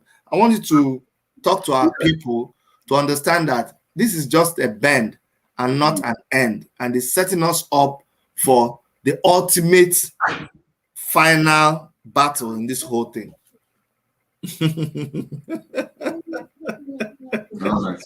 I love that. I love that. I love that. You know, when people see things, people, they see me with my family, they see me taking out time, they say, okay, Chidi, how can you be relaxed in the midst of this whole thing? I said, why won't I be relaxed? Everything is happening according to plan. No, we're not scattered. We're not, see, agreed, like Mayagun said, when it happens, because that's not exactly how it was planned, you get hit, you're shocked. But then what makes a man, what makes a wise man, a brave man, is not how many times you get hit by things, but how many times you're able to jump up. And so we jump up quickly. And that's where we are right now. So Dr. Chidi, go ahead. One thing I have to tell you is that from the way the IPOBs and Biafra people have composed ourselves in this whole saga, will make them to understand that we'll know everything they know. And some of the points I may have raised here will also let them understand. It will send a signal to them that everything they have, we have it in our palm. You know, one thing is that the people that plan this thing knows the implication and the consequences of involving Interpol. What I mean, the involving Interpol. Interpol is, you know, internationally well recognized and respected security agencies. And like I said, in Nigeria, you have those policemen who are involved in Interpol. You have in Kenya, you have policemen who are involved in Interpol. Let me just tell you, this man. Sorry. Can I ask you to do me a favor and do something for me here and something for our listeners? Can you explain to people what Interpol means and how it operates? Because people think Interpol is like, you know, they don't know it's made up of already existing established system. So explain Interpol, you know, and how they operate. Our own is that when we talk about whatever we talk about, we don't just come and give you information, you know, even if we know what it means and all that. The International Criminal Police Organization, Interpol, Adam, give Daddy. All right. But wait. So sorry that. No. Go ahead. The president is always on top of the game. Yes, so the International Criminal Police Organization, commonly known as Interpol, is an international organization that facilitates worldwide police cooperation and crime control. Now, how Interpol works? Interpol works in a way that if somebody is declared wanted by member state, this is not, you don't have to belong to European Union to become the Interpol. Interpol is like, you know, like you just, the definition goes. Adam, don't disturb that there now. So like the definition goes, when somebody commits crime that is, you know, that involve maybe a cross-border, the person is somewhere, or the person, you know, declared missing, and the state where the crime was committed can declare, if they see it, you know, within the ambit of the law, of the international law, can declare the person wanted. And in a case like the self-determination, in a case like our leader case, Mazen Abdikanu case, Interpol cannot even declare him wanted. Exactly. Interpol cannot even declare him wanted because the crime he is being charged of has not been established, or there is no, to have that kind of the requirement that will make the International Criminal Police to declare him wanted. Exactly. So, and that is the reason why when the Nigeria government are declaring IPOB terrorist organization, nobody is interested in listening to them because they know it is politically motivated. Exactly. They know the agenda of Nigeria, especially the Fulanis. The Europeans know. The people that make decisions in Interpol know. These are people that highly intelligent security agencies in collaboration with CIA, FBI, all these agencies. So if anything happened, for example, the leader of Boko Haram Boko Haram is a terrorist group, recognized all over the world. The leader of Boko Haram cannot travel anywhere without being captured. Let me give you one example.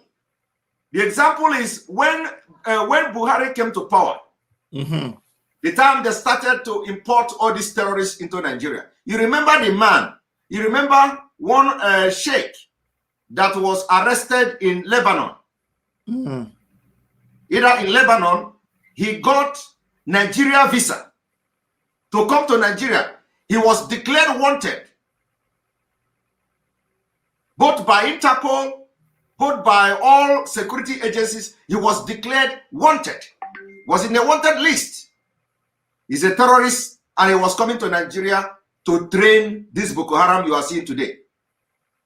He was arrested at the airport as he tried to flee to enter Nigeria with Nigeria visa issued to him.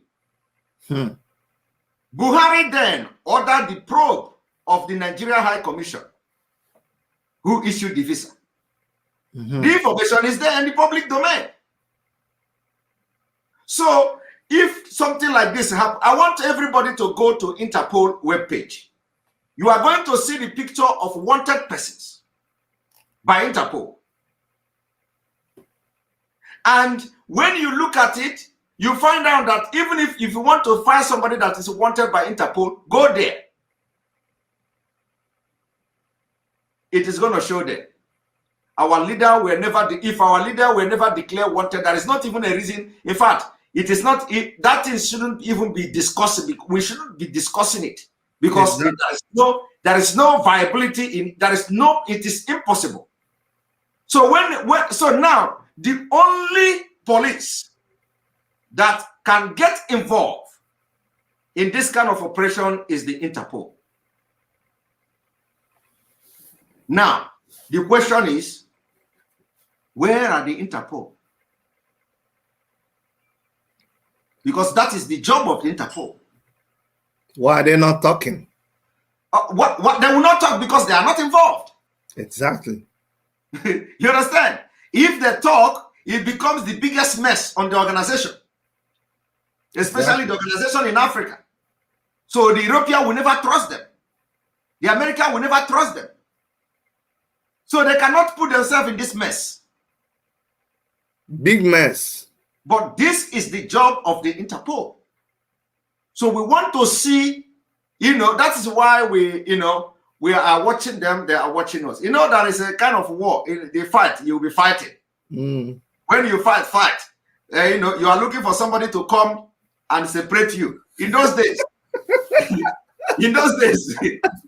have you ever involved in that kind of fight? Let me help you. When the fight is starting, they are holding you.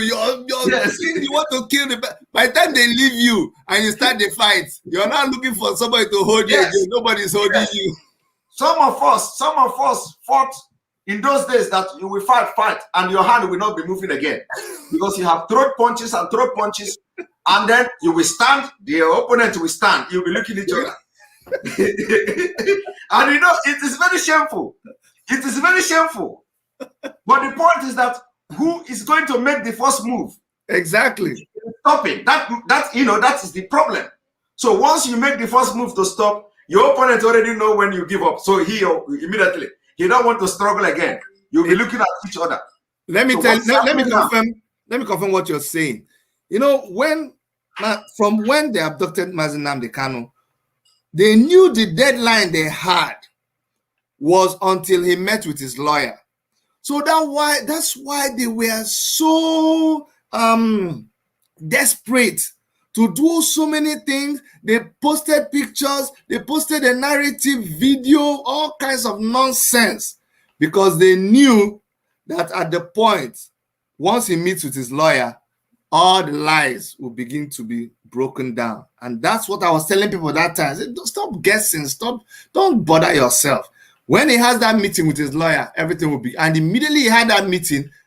Do you now see what, like you said, the government is just waiting. The reason why they kept till 26, they are hoping that from that time to 26, some things will happen and they will go and hold it and say, you see this, like right now, like in Omoyele Showore's case, when they arrested Omoyele Showore, I can say this because I'm an insider.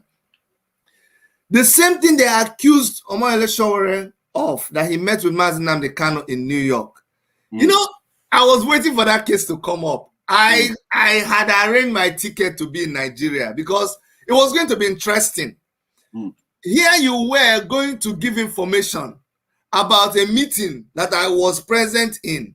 So we didn't talk. Some of the things that we knew happened, we didn't say anything. And they kept probing. When they finally saw that they did not have anything to prove that point, they started dropping all their count of charges. The same thing is going to happen with Mazi Nnamdi Kanu. They drew up all those charges on him, hoping that from. What do you think about his judge saying that he's not doing again? What do you have to say about that? Well, I read the news, and if it is true, yes, I am not surprised, because it takes Satan to stand and judge that case. Even to say this is going to be an insult to Satan, because those who worship Satan believe that Satan can do something to them, something good. So to use Satan as example, I am apologizing to those who are satanic. because they're free world, everybody is allowed to do that. Because some people believe believe me, some people believe in Satan, and Satan can do something good for them. And it does. See, Satan gives you one hand, but the only thing that he collects it with the other hand. But he will do you good. So what I'm trying to say in essence is that no normal human being that have human heart in Nigeria and call him or herself a judge will judge that case, or even try to sentence Mazi Nnamdi Kanu, because there is no reason to do that. So what you see now, believe me, whoever they are going to bring to judge the case will still give up. Will still give up. Now let me tell you the propaganda they are doing now. The propaganda is that they want to, like I said yesterday in my program, they want to start to sell narrative. First of all, narrative that they want to inject Mazi Nnamdi Kanu. We don't need to be sharing that narrative. It is coming from them. They want to project it to see how people will react and whether the market will sell. And they will start planning real market. Now, they also want to project. Some people are already coming. Oh, he is going to die. The prophecy is there. On the 25th, 51 days, he is going to die. All those things are lies, fallacies. It is coming from the enemy's den. The people projecting it may even demonstrate to be like the people with us. Let me also tell you another propaganda they are going to come with. And we will be ready to counter and resist these propagandas. There is video making round now in the internet. They say Professor Jofo, Pastor Jofo has been declared wanted. It is a lie. It was a video of 2019. Sure. Now they went and brought out that video. just to make sure they bring the propaganda and the narrative to sell to the public. Okay, let us put it and see how people will react. They want to, this is old video. They say Professor Barrister Jofor and IPOB is being hereby declared wanted in Anambra State. It was in 2019. Now they have brought that video and they want to put it to the public. So many people did not see the video in 2019. So many people will not even remember the video. But it is also now, it has been uploaded again. Sure. So that when you watch it, it will begin to make wave. They want to see how people react. And then they will say, okay, nothing happened. No. Let us try it. Let us try to question Barrister Jofor. All these things is meant to bring distraction to the main issue, to the main problem. So that you will begin to talk about it. And then before you know it, we are not talking about Mazi Nnamdi Kanu again. Exactly. We're talking about his lawyer. Exactly. So we must be ready to always debunk all this kind of propaganda that will be coming from their quarters, because they're going to do everything to distract the fact that they have not told us where they captured him. They have not told us where, how, and which security agencies collaborated with them. These are vital questions that we will be looking at them. They will be looking at us. These are something they are going to give answer. They must answer these questions. I'm talking about propaganda. Propaganda. Let me add another one. Dr. Chidi, we have Citizen AY. Oh, Citizen AY is here. Citizen AY is here. You are not going to see him. I think he joined my. I'm going to bring him. No, I'm going to send him something to come on, because these are people who are doing well on their channel. But continue, my brother. Send him and me. My time in Agwam Kwarap. So as he's coming, I will be shifting. No problem. Let me do that. Where the job we are doing is what we are supposed to do. So Citizen AY, if you can tell him I have sent him the StreamYard link so he can join. And let me address people who are calling Chidi stooge. Dr. Chidi is not a stooge. I think some of you should look inward within yourself. If you are able to do what Dr. Chidi, who is a stooge, you call him, is doing, we will be somewhere, either more better than where we are now. So you cannot always come, and when somebody shares a different opinion than you on a particular issue, and then still focus on making you and him go to a particular point, which is the end point, which is Biafra, you are still calling him a stooge, as if you are better than him. One thing I have to tell you people is this. Nobody trusts you that is commenting, not even in your family. In your family today, there are things that will happen in your family, you will not be aware of it because they don't trust you. So you do not have any moral right to come here and start accusing somebody who have sacrificed his time, his intellect, everything in him, his brain, to come and start creating awareness, even if you don't believe in Biafra. Even if you don't believe in Biafra. But for the fact that he is bringing us, the Biafra people, on his program, that is a way to market Biafra. So he's better than those that you think you can trust. Let me say this. Now that we are talking about it, let me say this very clearly so people understand my position. We long before IPOB, or let me go back a little bit. People don't know my Biafran story, but I'm not going to bore us here. People, you can go to my channel and see how I was born. I was born right inside the Biafran war, right where they were bombing the hospital. I've said this a lot of times. My mother's stomach was still open when they brought me out and put me in a baby crib. The doctors were still going to stitch her from surgery. Her stomach was open when they started bombing the place. All the doctors abandoned my mother on the surgery table. My mother used her hand to grab her stomach and she rolled off the table in Umuahia, Queen Elizabeth Hospital, and she went to the crib where I was and she pulled me down, and with her stomach she lay over me while the bullet and everything was happening. That is the story that I grew up. The first time I knew anything as a human being, that was the story that was engraved in my brain. So you can't tell me about Biafra. Here in Canada, the people that started celebrating the Biafran remembrance, I was one of the pioneers. I, as an architect, I built the memorial that we normally use here in Canada. The biggest flag that we have, the Biafra flag, I sewed it with my own machine. Why am I giving this background? It's not for anybody to be impressed.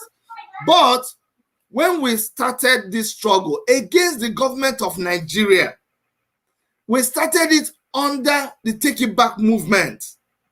We came back here just like Mazi Nnamdi Kanu was trying to make the Nigerian government listen in London when he was even campaigning for restructure and telling them, why don't you people, with, like you saw that video, everybody tried to work with the Nigerian government until we understood that these people, their agenda is bigger than what we're seeing, and things continue to develop. When we started saying take it back, people say, you people are making noise, come right back to Nigeria and let us see whether you can do it. We are following one line. We came back to Nigeria. I contested for governorship of Enugu State, trying to talk to my people. I never planned it, but as a way to prove that this thing can be done, I spent over $240,000. It is in my mind. Go and work out, go and build billboards, go and do all that before you come back to begin to try to understand me. At the end of the day, when it didn't work, we now said, listen, this government is not willing to listen to Biafra. This government is not willing to listen to even the person that believes in Nigeria. This government is wicked and evil. Let us pull this government down. But let us do a revolution. Listen to me. Just like Simon has said, it is not, I respect you, I respect your comments, but honestly, it's not your comments that is going to change anything at all. This is your comment that you write. This is your name that you're calling me. It's not going to change anything. Let me summarize by saying this. You know, Dr. Chedi, let me cut you short. No, sorry. You know, what people don't know is that there are so many ways to kill animal. Yes. There are so many ways. Some people kill animal by using gun. Some people kill animal by using trap. In those days, some people go to hunt for bird by using catapult. Yes, so there are some people that use gun, double barrel, to hunt for bird. Now, why am I saying this? What I'm saying this is that for the fact that they don't know what you have done behind the scene. No, they don't know. We are not doing it to brag. Yeah, they don't know how you have participated in this struggle behind the scene, and that's what breaks heart. Because you know, if I have not seen, you know, it will be a different thing. You know, but when you see people who have not contributed nothing other than going from one social media to another, coming to a live broadcast where you are hosting, some of them don't know that, because this comment is not coming from you. You know, they don't know that you are the one hosting me. You know, they don't know you are hosting me, and I'm live streaming it into my own platform. Okay. You know, so they don't know that you are the one hosting me. They don't know that Adam, don't disturb Daddy. They don't know that what you know, you are the one who invited me to your own program, and I am here now, and you are streaming it live to your own viewers, who also hear my own view about the way about Nigeria and the Nigeria state. Exactly. So it is not like you are that I invite you here to come and speak. I am speaking on your program, so you are using your own channel to project propagate. struggle. Exactly. People know, see, that's the funny thing people don't know. People don't know that my association with Biafra, my propagation of Biafra, my love for Nnamdi Kanu makes me suspect, according to Lai Mohammed, makes me suspect to people that I relate with in other organizations. Some people don't trust me because I propagate Biafra, but I don't have apologies to anybody. And with that, we have our brother on the line, Citizen AY. You're welcome in our midst. I hope you can hear me. I can hear you. Okay. Mazi Simon Ekpa alerted me about you. And I just want to make sure that Simon understands. Okay, Simon, now listen, Mazi Simon. You cannot be introducing me to a citizen. No, let me just. You cannot introduce me to Citizen AY. I will introduce Citizen AY to you. That's another deeper dimension that people don't understand. This struggle goes beyond what people can't understand. And let me say this here before everybody. Now, Mazi Simon, only God will bless you for every risk you have taken, the effort. You know, people don't believe that you go to work. They don't believe that I work. They don't believe that we work. They just think all we do is just. And you know the one that pains me when people say, "Oh, you're doing this for the money, for the." No. I live in a country. If I tell you how much I make and how much I spend, you know that I live in a good place. Life is good here. Things are very okay here. So don't worry about me. But let me really, really thank you for the job that you do. We appreciate you. Citizen AY, you too. Thank God that we have come to a point where what we are doing is to be able to teach our people, and we must continue. We must continue. Thank you, Dr. Chidi. As it is in AY come now, I have to do Zoom. My brother, now so you take to him. Taiwan, you know good though. You know good. No.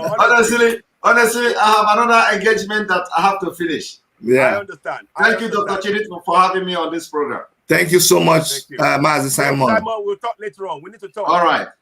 Later. Thanye you very much. Bye-bye. Yeah. Bye. So that's Simon right there. So yeah. Hey, go ahead. Citizen AY himself. Bye-bye. I heard my brother. How you doing?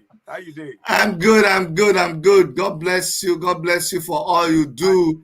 And it is not easy. It's not easy, my brother.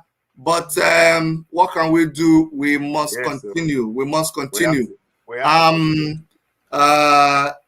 People, someone said they came for, let me go back a little bit. They came for El Zazaki. We didn't support them because we're not Muslims. We don't like El Zazaki, some of us. Okay. Yeah. So they came for Moyele Sowore. No, we don't want to Moyele Sowore. He's one Nigeria. That is revolution self. No work. It's good for him. Now they came for Mazi Nnamdi Kanu.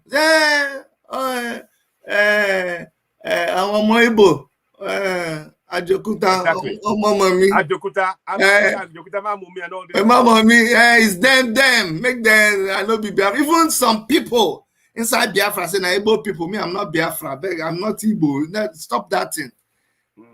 They now came for Sunday Igboho. You say, they even say they discovered a gun there. It's good for him. How can he be asking for Yoruba nation when Jagaba himself didn't even say it's good for him? Yeah, it's the next thing, as they are going for all these people that are talking for you, and you are shouting and you're jumping up, last, they will come for you. And guess what? Nobody will speak for you. Exactly. Nobody will speak for you. Because all the people, all the noisemakers, all the people that you don't like, because you don't like all of them, when they come for you, nobody will be there to speak for you. We will not even be there to show you, because you've succeeded in making YouTube shut down my channel.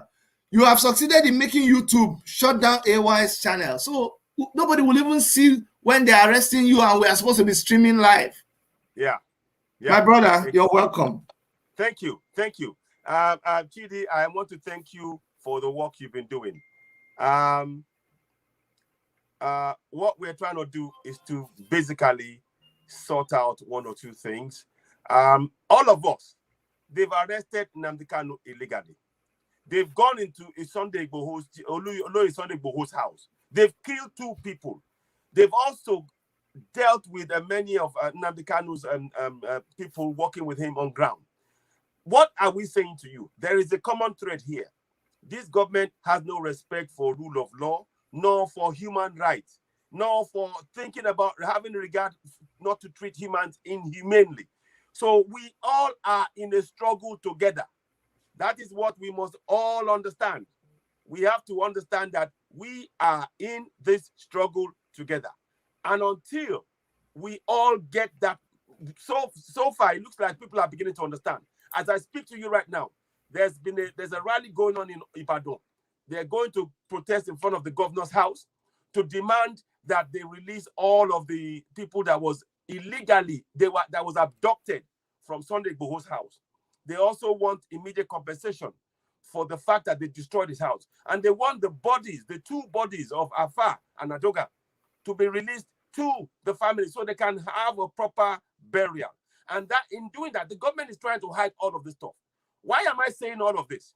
We are saying this because we are under military rule. People will not understand when I say that. They say, but hang on, we are a democracy. But we are not. Because by dint of the decree number 24 of 1999, we are under military rule. That decree that everybody thinks is the constitution was put into law, was enforced on all of us by way of the military. Under General Abdusalam Alhaji Abubakar. They signed this on the 5th of May, 1999. Go and look at the records. And I will keep banging on about this until all of us are aware of this, be it Middle Belt, be it Biafra, be it Yoruba, all the 3 areas in the South. We must all be speaking that same language. And I take this point at this opportunity to ask everybody, if you haven't signed the NINAS, sign it. If you haven't signed NINAS, you need to go and sign it. Because the NINAS, Nigerians, what do you call it again? Nigerians, I forgot the name, but you all know what it means. So you need to sign that because we're trying to demand for a referendum. The point I'm making here is this. When they imposed that promulgation decree number 24 of 1999, none of us they never put any referendum before any of our family. They never put any referendum between you in front of me, you, or anybody. They sat in a room and they decided to strip us. Listen to this. So they decided to strip us of our own access to our own natural resources in our own area.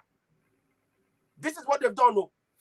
And while they've done that, they tell you if you complain, they will silence you. And they have been doing that ever since. So I am urging everybody. Now is not the time for you to talk about whether you're this part of we are all under oppression in the South. Exactly. One Nigeria is no longer viable. These guys will never give you what we want. What we want is a referendum they won't give us. They don't want to discuss referendum. The confab report, and I've got news flash for everybody who's watching. If you believe that the next government will do it, it is a lie. I'll tell you why. Because every government that's been signing in, that's been sworn in since 1999, including Obasanjo's government, the first thing they do, and doubt me, if you can go and check what I'm saying, the first thing they do is to swear on oath to protect that fraudulent constitution that is actually a decree. That is the first thing they do. So if anybody's telling you to go and vote in elections and change it, you cannot change it. This one has gone beyond a question of trying to, you cannot. Because as soon as you vote, as soon as you accept that you won elections under the conditions of this fraudulent constitution, you are bound by it. Exactly. End of story. Listen. You are bound by it.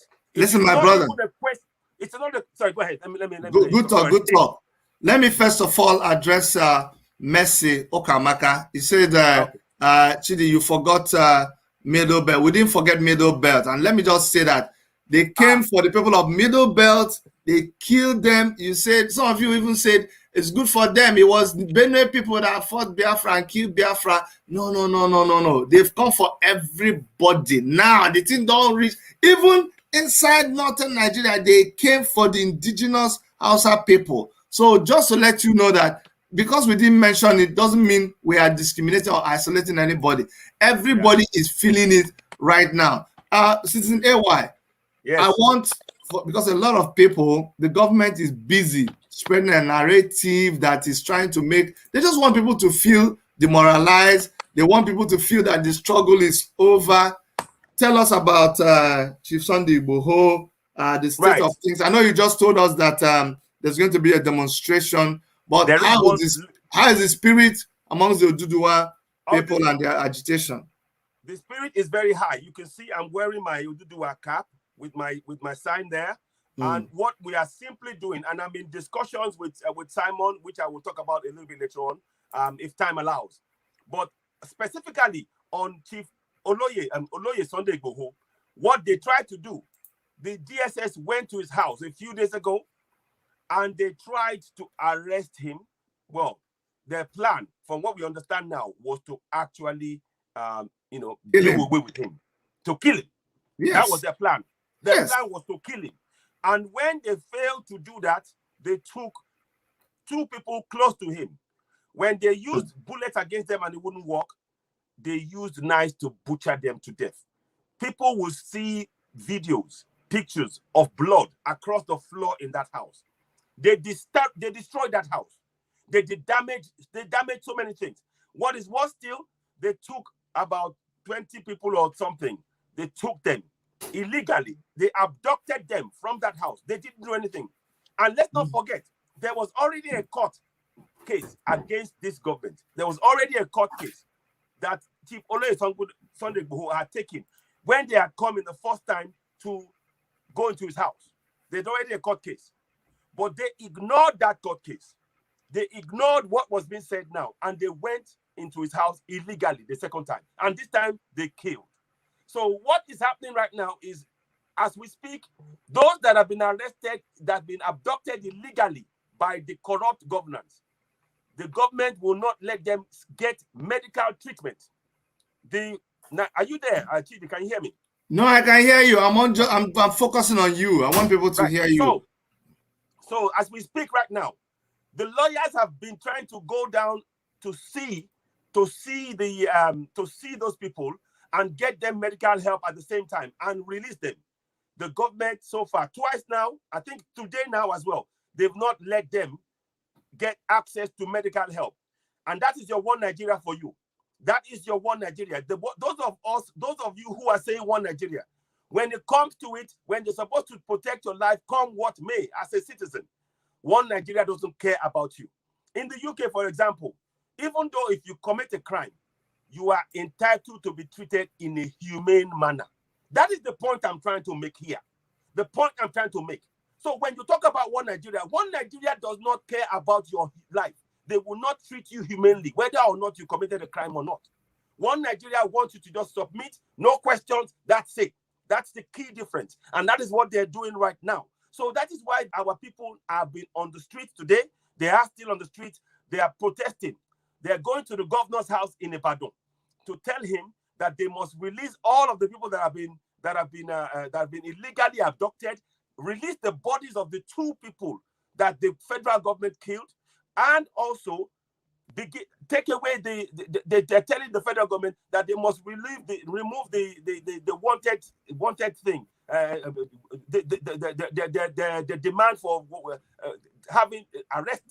arresting Oloye Sunday Igboho. He has done nothing wrong, and I stand with Oloye Sunday Igboho. I stand with Nnamdi Kanu. In both cases, the government have taken illegal actions unconstitutional steps.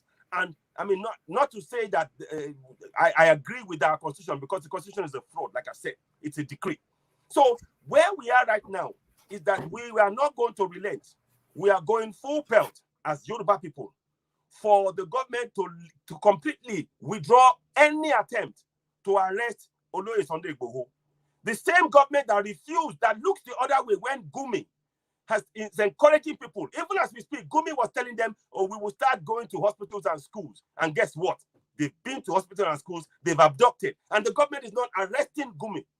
Gumi is a special case for them. He's a Fulani man. If you're a Fulani man, you will get away with whatever. But if you're a Southerner and you complain about the injustice that the Fulani is oppressing you with, you are wrong. Oh, the government will try to crucify you. And this is why we can no longer be in that contraption called Nigeria. We must separate from it. If the Fulanis want to keep the name Nigeria, let them keep it in the north. They must keep it in the north. We don't want it. And we are going whether they like it or not. So, just to cap it off, we are insistent that Oloye Sunday Igboho and his people must be released. Oloye Sunday Igboho they have to withdraw the order to arrest him. They have to withdraw it. He's done nothing wrong. And to cap it all, in the UK, we are planning a protest in the next few days, whereby we are going to be in front of BBC, Biafrans and Yorubas. We will give you more details. There's a meeting that we're trying to organize. Simon is well aware of that meeting. We are having discussions among ourselves, whereby we are going to be en masse outside the BBC. We will let people know the date when we've got it sorted out. It's going to happen in the next few days. And we want to put the pressure, because we also are saying that under no circumstances does the government have the right to illegally abduct Nnamdi Kanu. What they did to Nnamdi Kanu was an abduction, and we reject it. Every Southerner who believes in freedom must support what we're saying. We are supporting Nnamdi Kanu 1,000%. And we're saying, I stand with Sunday Igboho, I stand with Nnamdi Kanu, and we stand with IPOB.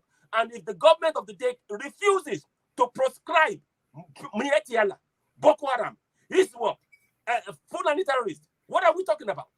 What are we talking about? This is why we need to go. I'll stop there for now. Thank you. Thank you so much, my brother. I needed to bring you on the show because the general narrative that, okay, you know what, we've abducted Mazi Nnamdi Kanu, so yes, we got the leader, everybody is scattered. We want to bring the people to let people see that all these people who were talking, nobody went and hid under their bed. People are still talking. I want to also change the narrative that, okay, we went to Sunday Igboho's house, we did this, we were in Lagos. We are, by the way, how about the Lagos case? What is just give us, bring us up to date with the Lagos protest. Now with the Lagos protest, there is a young girl that was killed. Her name is Jumoke Oyeleke. She was 14 years old. She was killed by the police. Now, they said it was a stray bullet. Let me tell you something. Those of us living in diaspora, we know something. Anytime a bullet goes off in a community, it is never stray. They don't let it happen. It is a rarity for you to see a bullet going off in a community, because they consider it a sacred area that nobody should threaten. So the police will not shoot. I'm sure you can confirm what I'm saying. Chidi. Sure. This is what they do. So the minute that they shot that gun, it was a plan to kill. It was point and kill. They shot the young girl in the heart. There's pictures. They shot her right in the middle of the chest like this, and she died on the spot. And she was in her shop. She wasn't walking around. She was in her shop, selling the goods, manning the goods to sell. And they shot her on the spot. So any idea that they said it was a stray bullet, this was a calculated attempt to ensure that the people would run for their lives. They didn't want the protest to hold, so they were sending out signals, subtle signals to say, look, we are in control, we will kill, and there's nothing you can do about it. And that was the message. So that's number one. Number two, they've arrested several members of up to about 40 people, I think, if I'm correct. And we are in the process. Hopefully, the lawyers are in the case trying to release them. So, but what we are saying, the protest held, whether they liked it or not, and we are saying that there's going to be more protests that's going to be coming up in the coming days. So people watch out for that. So yet again, and what we're saying on top of this, we are calling on Governor Babajide Sanwo-Olu to go to the family of Jumoke Oyeleke, because the mom, her dad died when she was young. Her mom is alone with 5 children. Now they've killed one of them. They're all girls. The Governor Sanwo-Olu must go and see the family, go to their house, feel their pain. He cannot just, he's a pointing governor and pointing, he's always pointing. But when it comes to take action that needs to take, he won't take it. So that is the state of play right now. So we are still monitoring that situation, and we are going to ensure that in every part of Southwest, in Yoruba land, that the people will be encouraged to continue to protest against this injustice. We will not be silent, and we demand that they take away, they release those, everybody that has been arrested in connection with our our right to demand for self-determination, and to withdraw the attempt to arrest Oloye Sunday Igboho on site. So that's where we are so far. Thank you. Thank you so much, my brother. I know everybody is so busy. I pulled into this thing, and thank you so much for honoring my invitation. We've been trying to unmask the government of Muhammad Buhari and his goons, and you've clearly unmasked them. You have told us the truth about what is happening. We know that Sunday Igboho is okay, and the movement for the actualization of Oduduwa nation is going on unstopped. Full strength. Yeah, I'm going to bring in a last guest here, because what we're doing is unmasking the Buhari administration, their lies and all the things that they're doing. They just killed some people in Kaduna where they were protesting. People were protesting against fees, and they shot them and they killed them. I'm going to bring in Juwon, as I'm going to let you go. I'm going to bring in Juwon. But before I let you go, I'm going to bring in Juwon. Juwon will give us another insight, because right now we are doing a coalition of all oppressed people. This is not a time for anybody to say this one. This is a time anybody who believes in that this government should just be done with. We should stop everything and start. We are all, because it is them against us. They are one tribe. We are one tribe together. Yeah. So, Juwon, I'm going to bring you in to tell us, unmask this government of Buhari for us. I hope your signal is strong enough so that you can, I don't know if your signal is strong enough. Say hi to Citizen AY. Hi, hi my brother. Oh my God. Hear you. Okay, hold on.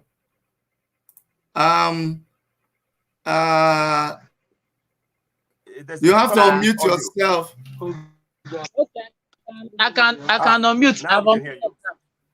I've unmuted. Can you hear me? Yes. Okay. It's been a while. Yes, it's been a while. How are you doing? It's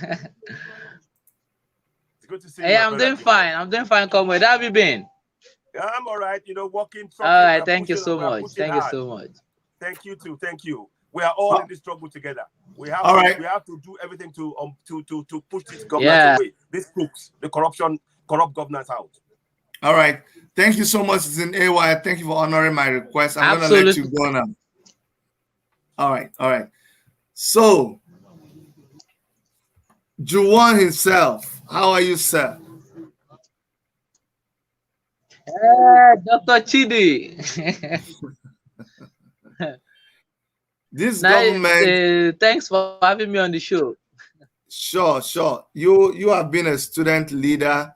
You have been in the forefront of mobilizing young people. Sometimes when we talk and we discuss these issues, people don't understand how the average youth is feeling all of these things. When you hear that they abducted Mazi Nnamdi Kanu, when you hear that a policeman 2 days ago said to Omoyele Sowore that I was going to shoot him right on live TV. When you hear that they went to Sunday Igboho's house and they killed people in Sunday Igboho's house, when you hear that they shot protesters who were protesting against fee increase, how does it make a young man in Nigeria feel about this government? And yet the government will be masquerading that, oh, this is not their intention, they mean well for people. So we're trying to unmask this government for who they really are, how they think, what their agenda is concerning the populace.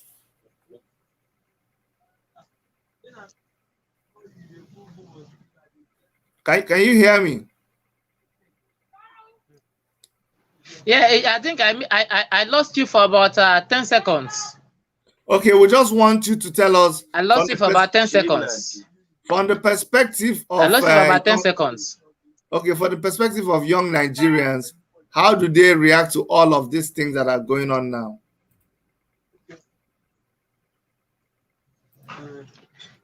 Yes. You know, when I first saw the theme of our discussion, that which was unmasking Buhari's government, the first thing that came to my mind was that there's actually nothing to unmask about Buhari's government. The Buhari's regime is dancing naked already in the markets. So there's nothing to unmask actually about the government. And this has been the case since the regime emerged. You understand? That's been the case since the regime emerged. And there's this statement. I can't remember the person who made that statement, but it's a German philosopher actually. It says that it stated that first they came for the Jews. I did not talk before because I was a Jew. Then they came for the socialists. I did not talk before because I was a socialist. They came for the trade unionists. I didn't talk because I wasn't a trade unionist. When they came for me, then, well, there was nobody else left to speak for me. Now, what I'm trying to say here actually is that, like I said, for a very long time, this regime has always been a regime of death and destruction. And it started with what it did with the Shiites. What it did with the Shiites, with the Shiite government. That is El Zakzaki. Now, look at what it did. The people who were merely engaging the military were not only fired at random. You understand? The El Zakzaki, they killed all of El Zakzaki's children, and then they took El Zakzaki, and the next thing they did was they also went for his wife at the dead of the night. At the dead of the night, they stormed El Zakzaki's home, and they came for his wife, leaving death and destruction on their wake. That was the situation that happened with El Zakzaki. And now, when it was 2019, they came directly for the revolutionary campaign, and particularly for our convener, that is Yele Sowore. They came for him. We all see how they came for him at the dead of the night as well, at around 1 a.m. But that was not all. On August 5, they descended. All hell was let loose on peaceful protesters. Some of us were victims. Someone like myself went for a Ikoyi prison for it. A number of comrades were violently attacked. They suffered gun injuries. That was what happened on August 5 for people who were merely clamoring for good governance. Sowore was tried for treasonable felony. We know, but I don't think I have to overstress what's happening with Sowore. For someone who has been in detention for about 2 years running now. So that was the issue. Then next thing, they came for NSAS. Mm-hmm. They came for NSAS. And they came for NSAS. And they came for NSAS with such tests for blood. Young people were protesting to end police brutality. But quite unfortunate, the young people who are protesting for police brutality, which also included myself anyway, became victims of the same struggle they were fighting, was to end impunity of governance, impunity of security forces. But unfortunately, the same issues they were fighting for was the same thing that killed them. The police force and the army were mobilized on October 20. At Lekki, they killed numerous numbers of persons, and it wasn't just at Lekki, it was a nationwide massacre.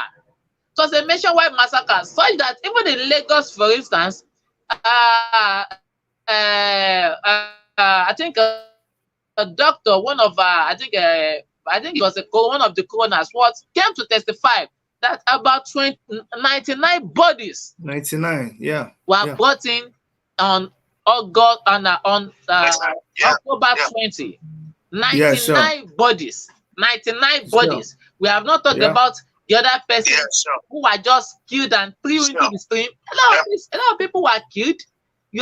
So after SARS, the next day, then they went for secessionist groups. They started with Nnamdi Kanu. Came for Nnamdi Kanu, and it was in fact, there was nobody who can convince me that Nnamdi Kanu was arrested. He was abducted. The same way our own convener was abducted, for instance, in 2019. Probably this time, what happened to Nnamdi Kanu was much worse, because, and I admit that it was much worse, because that is the character of the ruling class. They advance from bad to worse and then to worst. So the more you tolerate their impunity, the more they are emboldened to do more. So what did they do? They took their illegality cross country, outside the country. They went from violating local laws to violating international laws. And Nnamdi Kanu was abducted in Kenya with the collaboration of the Kenyan government and was brought to Nigeria after being tortured in Kenya, according to his statement from his lawyers. That was what happened with Nnamdi Kanu. And before Nnamdi Kanu was in fact abducted, the Nigerian government had turned the Southeast into a war zone. They've turned the Southeast into a total war zone. So away from Nnamdi Kanu, the next person they went for was Sunday Igboho. As much as possible that I do not agree with tactics of Sunday Igboho, but one thing is clear and is undeniable, is that people have a right to demand self-determination.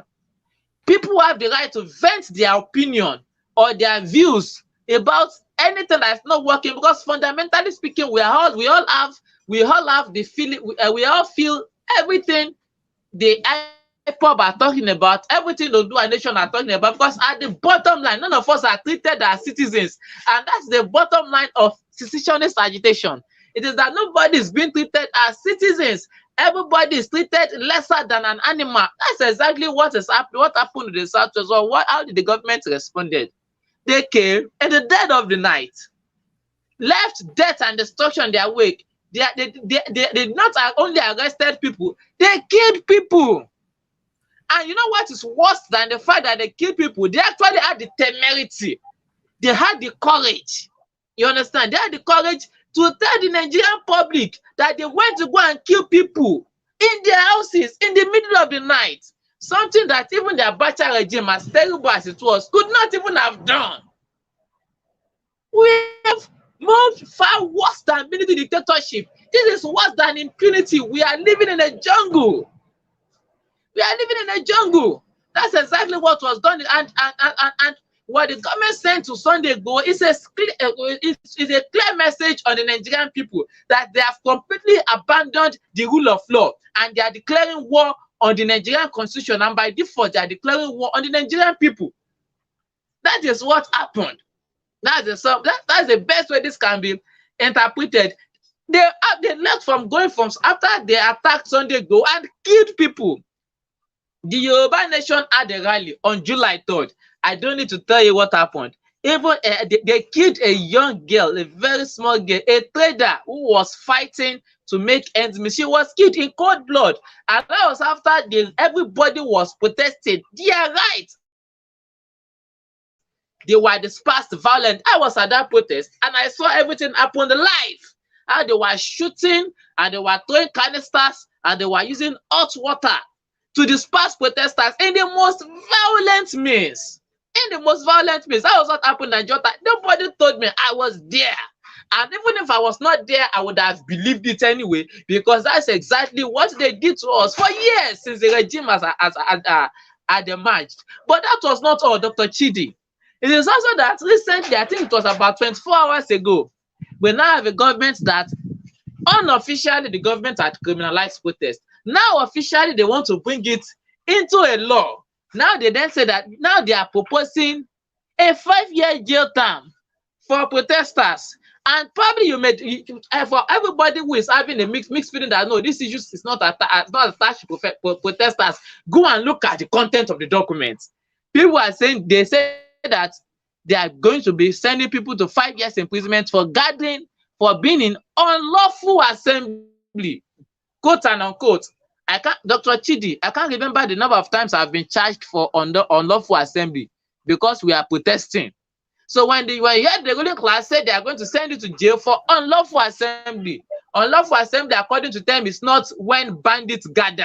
When Boko Haram is uniting with ISWAP, it's not an unlawful assembly. When Boko Haram is praying in full glare of everybody, that is not an unlawful assembly. What they describe as unlawful assembly is when Nigerians are protesting. That's unlawful assembly. So that was what we have after. So look at the progression. Look at what we have with an insane Nigerian government. We are in a jungle, probably something that is worse than a jungle. And for me, there is no. I do not think that there's nobody unmasking Buhari anywhere. The man is dancing naked in the public, and he's telling us that, look, guys, I am running a dictatorship. So whether you are fighting for secession or you want a revolution, which I want a revolution, or probably you even want something as basic as restructuring, or something as basic as freedom of association, or something as basic as freedom of speech, right to talk to you the way I'm talking, right to chat on WhatsApp, right to tweet, right to Facebook, right to go on Instagram. There's only one man standing in all of our ways. There's only one man that wants to take away all of our rights. And it is that man representing the system of impunity, the system of death and destruction. That's Muhammadu Buhari and his goons. Whether organized within the APC or the PDP, they are one of the same thing. I hope we all know that anyway. Why don't we all work together and chase out this motherfucker? Sorry for using that word. I'm speaking French in my program. Let me. It's echoing. I don't know where it's coming from. I don't know where it's coming from. I don't know where. Buhari's government has infiltrated your studio. It's coming. Okay, I'm still going to talk. Okay. So I know Juwon. A lot of people don't know you, Juwon. They are surprised that you're here talking, but Juwon is somebody who has not just talked the talk; he has walked the walk. I know how many times you've been incarcerated. I know how many times you've been arrested, beaten, tortured. I mean, so many. It's uncountable. People don't realize that video where it was, I think it was Governor Jumobi, or which governor was asking questions that which year are you in? The person that was opposing the governor live on live TV. People don't know that it is you also.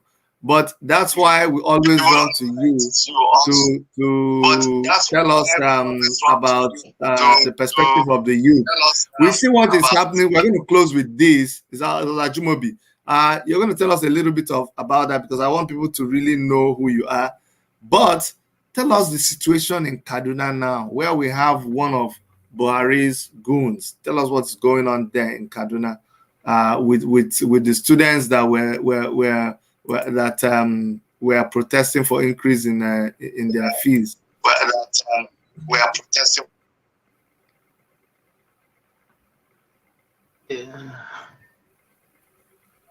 Thank you, Dr. Chidi, for bringing up the issues with Kaduna.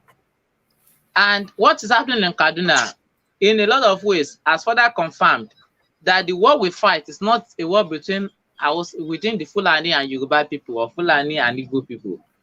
It's a war between a class of thieves and corrupt elements and poor people who have become victims of oppression, irrespective of the ethnic group they belong. Now, the Kaduna State government, headed by Malam El-Rufai, has been notorious for violent attacks against workers' rights and student rights as well. Over the past few months, the governor has sacked over 60,000 workers in Kaduna.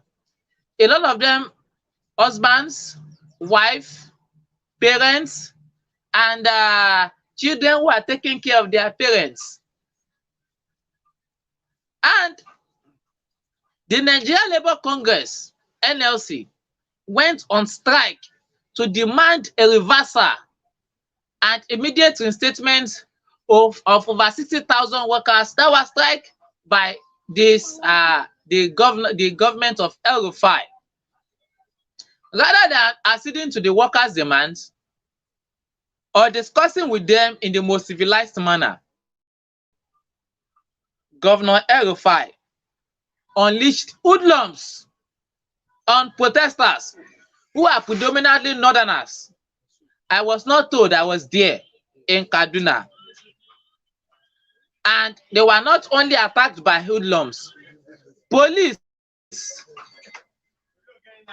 majorly from northern extraction, violently attacked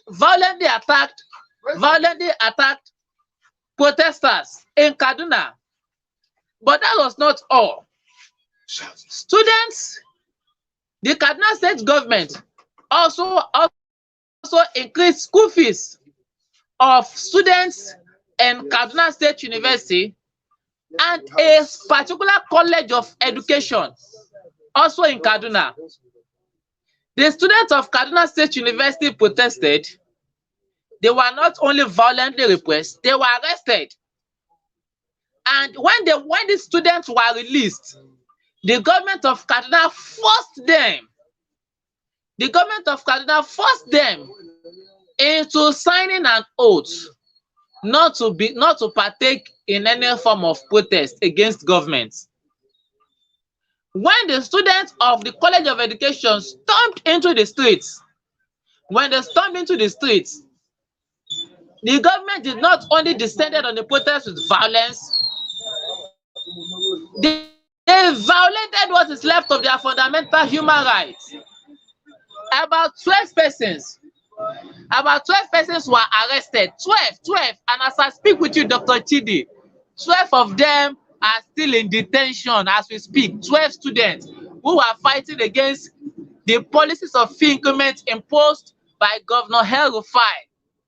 But in the course of repressing that protest, he did not only arrest people, 2 students were killed. Governor El-Rufai shot at 2 protesting students in Kaduna.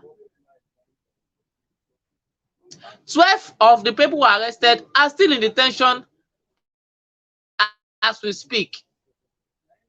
That's the situation in Kaduna.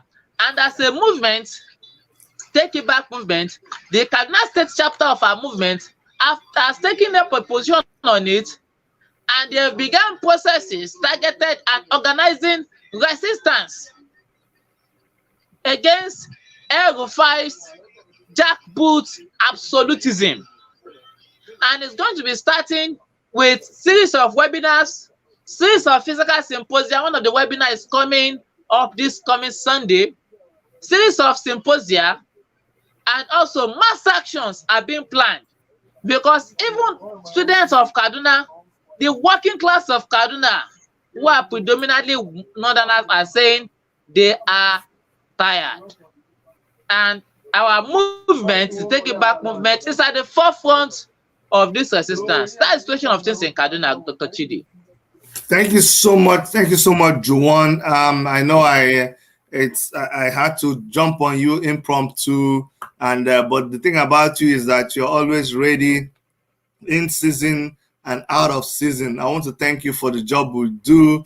History will be kind on you. History will always remember your efforts, and one day your efforts will be crowned with success. It is not easy to do what you do, stay in the environment where you stay and still keep a straight face. I know it's not easy, but my brother, I don't think it's in vain. One day you look back and it will all be worth it. I can assure you. Not in the life after, in this life, you look back and you will smile and say, wow, it was worth it all. Thank you so much. Thank you very, very much. I'm going to let you go. Okay. Thank you, comrade. Okay, bye-bye. Yeah, bye-bye, Joanne. Bye-bye, yeah. Guys, why I brought, you heard him, he is coming from the angle of the Take It Back movement. While I've been bringing in all of these people is to show you that our primary focus is the main problem. The main problem is the Buhari's government. Through Buhari, through any other person. But that is the main problem. Whether you're IPOBO, whether you're Revolution Now, whether you're Oduduwa, whether you're the Take It Back movement, do not allow these people to come and make you lose focus or distract you. Excuse me. Everybody is entitled to the way they want to pursue this thing. But if you look critically, you will see that everybody is headed towards the same goal. If we had dealt with the government of Buhari, if we had continued with NSAS, trust me, today we'll not be dealing with the abduction of Mazi Nnamdi Kanu. I know a lot of you will not understand what I'm saying. And I know a lot of you, it will not stop you from writing the things you write against me. Thank God. You never believe that I have a relationship with Simon Ekpa. I'm sure some of you are freaking out. You never believe that I have relationship with Mayegun Politico. But why? I have a relationship with Mazi Nnamdi Kanu himself. Are you shocked? It shocklize you? Are you surprised? The only reason you're surprised is that you've decided to be narrow-minded. You think coming to comment and say Chidi is a saboteur, do you think it changes? It doesn't change things. There are levels at which things are actually discussed. Not just discussed, but things are done. And we will continue to do whatever we're doing in spite of your talking. So the sooner you buy some sense, use that money that you used to buy data and just talk rubbish. Use that money to buy some sense. Open your eyes and see that everybody's headed through the same problem. Once we tackle that problem, now it's beginning to make sense to you people, what we have been saying. Nobody is one Nigeria. The way you put it, it is a wrong thing for you to be selling.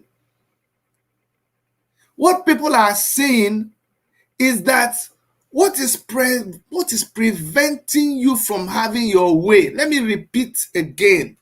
If we had dealt with this present government, we would not be dealing with the abduction of Mazi Nnamdi Kanu now. No. Maybe by now we would have been in our individual nations. I'm telling you. Because by now we would have had our referendum. By now, the people would have decided. Hopefully, they would decide to go their independent ways. Nobody is telling you that they want to. You can't even do it. Do you understand? So it's wrong for you to be trying to paint some people as, oh, they don't want some who are activists. No. What the activists are saying is that let's deal with this one first. Let's deal with this one first. And you need to listen. And you too, you need to be about your own. Take your attention away from your fellow activists. Put your attention on the people who don't have any good plans for you. They are the ones who want to kill you. They are the ones that want to destroy you. Did you hear how bold the government has become? That in Kaduna State, they'll be telling you to swear, to sign an agreement that you will not protest. And the government will be passing a bill into law that people who protest, but they coin it and call it unlawful assembly, That people who, how can you even, before you have unlawful, nobody will be doing unlawful assembly in the open. Unlawful assembly, they go and hide. But how can people be exercising? Remember, they have a fundamental human right of assembly and association before your own law. How can people be exercising that? Don't you know the fundamental human right supersedes your own law? Then you will now arrest them and charge them with 5 million naira for gathering. There's one point I want to, there's something I want to point here before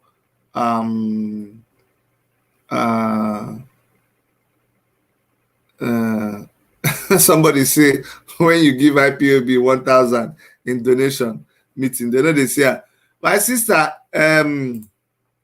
announcing that I gave IPOB $1,000. That one is just in one event. So just one event.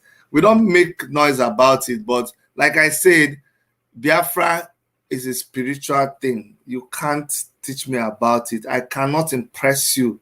It's something you do. And you do it and you feel a sense of fulfillment. And it's what people say doesn't move you. So as Mazi Nnamdi Kanu will say, we must continue. But thank you so much, Mercy Okamaka. Sometimes it's important that we point those things out. Meanwhile, the person who is there talking about you has never given $1 to the struggle at all. Doesn't even, when they see you post account number, they pretend, they say, oh, my data don't finish. This thing don't finish. This program don't end. They pretend they don't want to see your donation or your account number. Now, I'm to PM Jesus. You said something. You said something I want to point out here, and I want us to look at it before we go. You're talking about a bracelet. You're talking about a bracelet that you are advising people to get. I want to paste what you said here, and I just want to look at it a little bit. And you said this. You said, if you can't afford a bracelet tracker, you can download an app for that on your loved one's cell phone, or set up panic button alert for automated messaging that states abducted by Nigerian army. This is something that is interesting, because the Nigerian army and the Nigerian security forces, they have gone beyond dictatorship. They have become, I don't even know what they have become. They abduct people, they kill people, and you don't see the people. They take their bodies away. When we're saying they did this in NSAS, people did not believe it. But now you see them, they did it in Owerri. They did it in Enugu. They did it at Sunday Boho's house. So like Juwan said, they are dancing naked in the marketplace. They are exposing everything that they're doing. So I'm interested in this bracelets. I'm to PM Jesus. I'm going to do a program with you so that we can talk about it. My only worry in such things is that the same way, you just have to teach us, information about it so that we don't also use it to track people who are actually in hiding. Because I don't know if the government manages to break into the system, then when you're hiding, they will use it to track you down when they want you. So, I would want to know much about it. And when I find out, I would probably maybe bring you in to talk about it. So I'm to Jesus. Can you please contact me on this number? Yes, please contact me on this number and let us talk about it. Alex O Media, I see you too. Please let's contact me on 647-989-2837. I'm to Jesus. I'm to PM Jesus. Let's talk about this bracelet. That kind of information may be able to help in this season of kidnaps and extrajudicial killings in Nigeria. Well, my good people, we don't try. This is 3 hours, 3 hours long program. We had Mayagun General in the house. We had Mazi Simon Ekpa in the house. We had Citizen AY in the house, and we had Juwon Sanyo-Olu in the house, and I am so grateful to them for responding at very short notice. I'm so grateful to them. I wanted Mazi Zoke to also come on. It would have been nice to have him for a few seconds. These are just impromptu, but you also know they have their own programs and they have their own plans, and so sometimes we take this risk. It works, sometimes it doesn't work, but I'm glad for the people that came on, and I'm so grateful to them. Now let us continue doing what we're doing. Let nobody demoralize us. Let me share one more time. Let me share just one more time that let you know, guys, that we are going to be in Ottawa. The IPOB, the Biafran people, all people who are Nigerian, but they do not believe in injustice. They are all going to be at Ottawa, the capital of Canada, to protest against the abduction of Mazi Nnamdi Kanu. So they've advised that there are buses. They are putting a couple of buses together to ferry people to Ottawa. The number to text your first name if you're interested. Text your first name to 415-878-6563 for a seat reservation. Okay, that's what I wanted to share with you. And then we will be transmitting live to let you guys know how it goes tomorrow.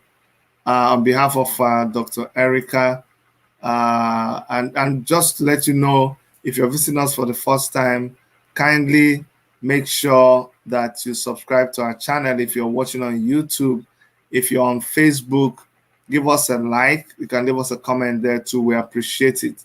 But we love you guys. On behalf of Dr. Erica, on behalf of every member of the WMTV crew, my name is Dr. Chidi.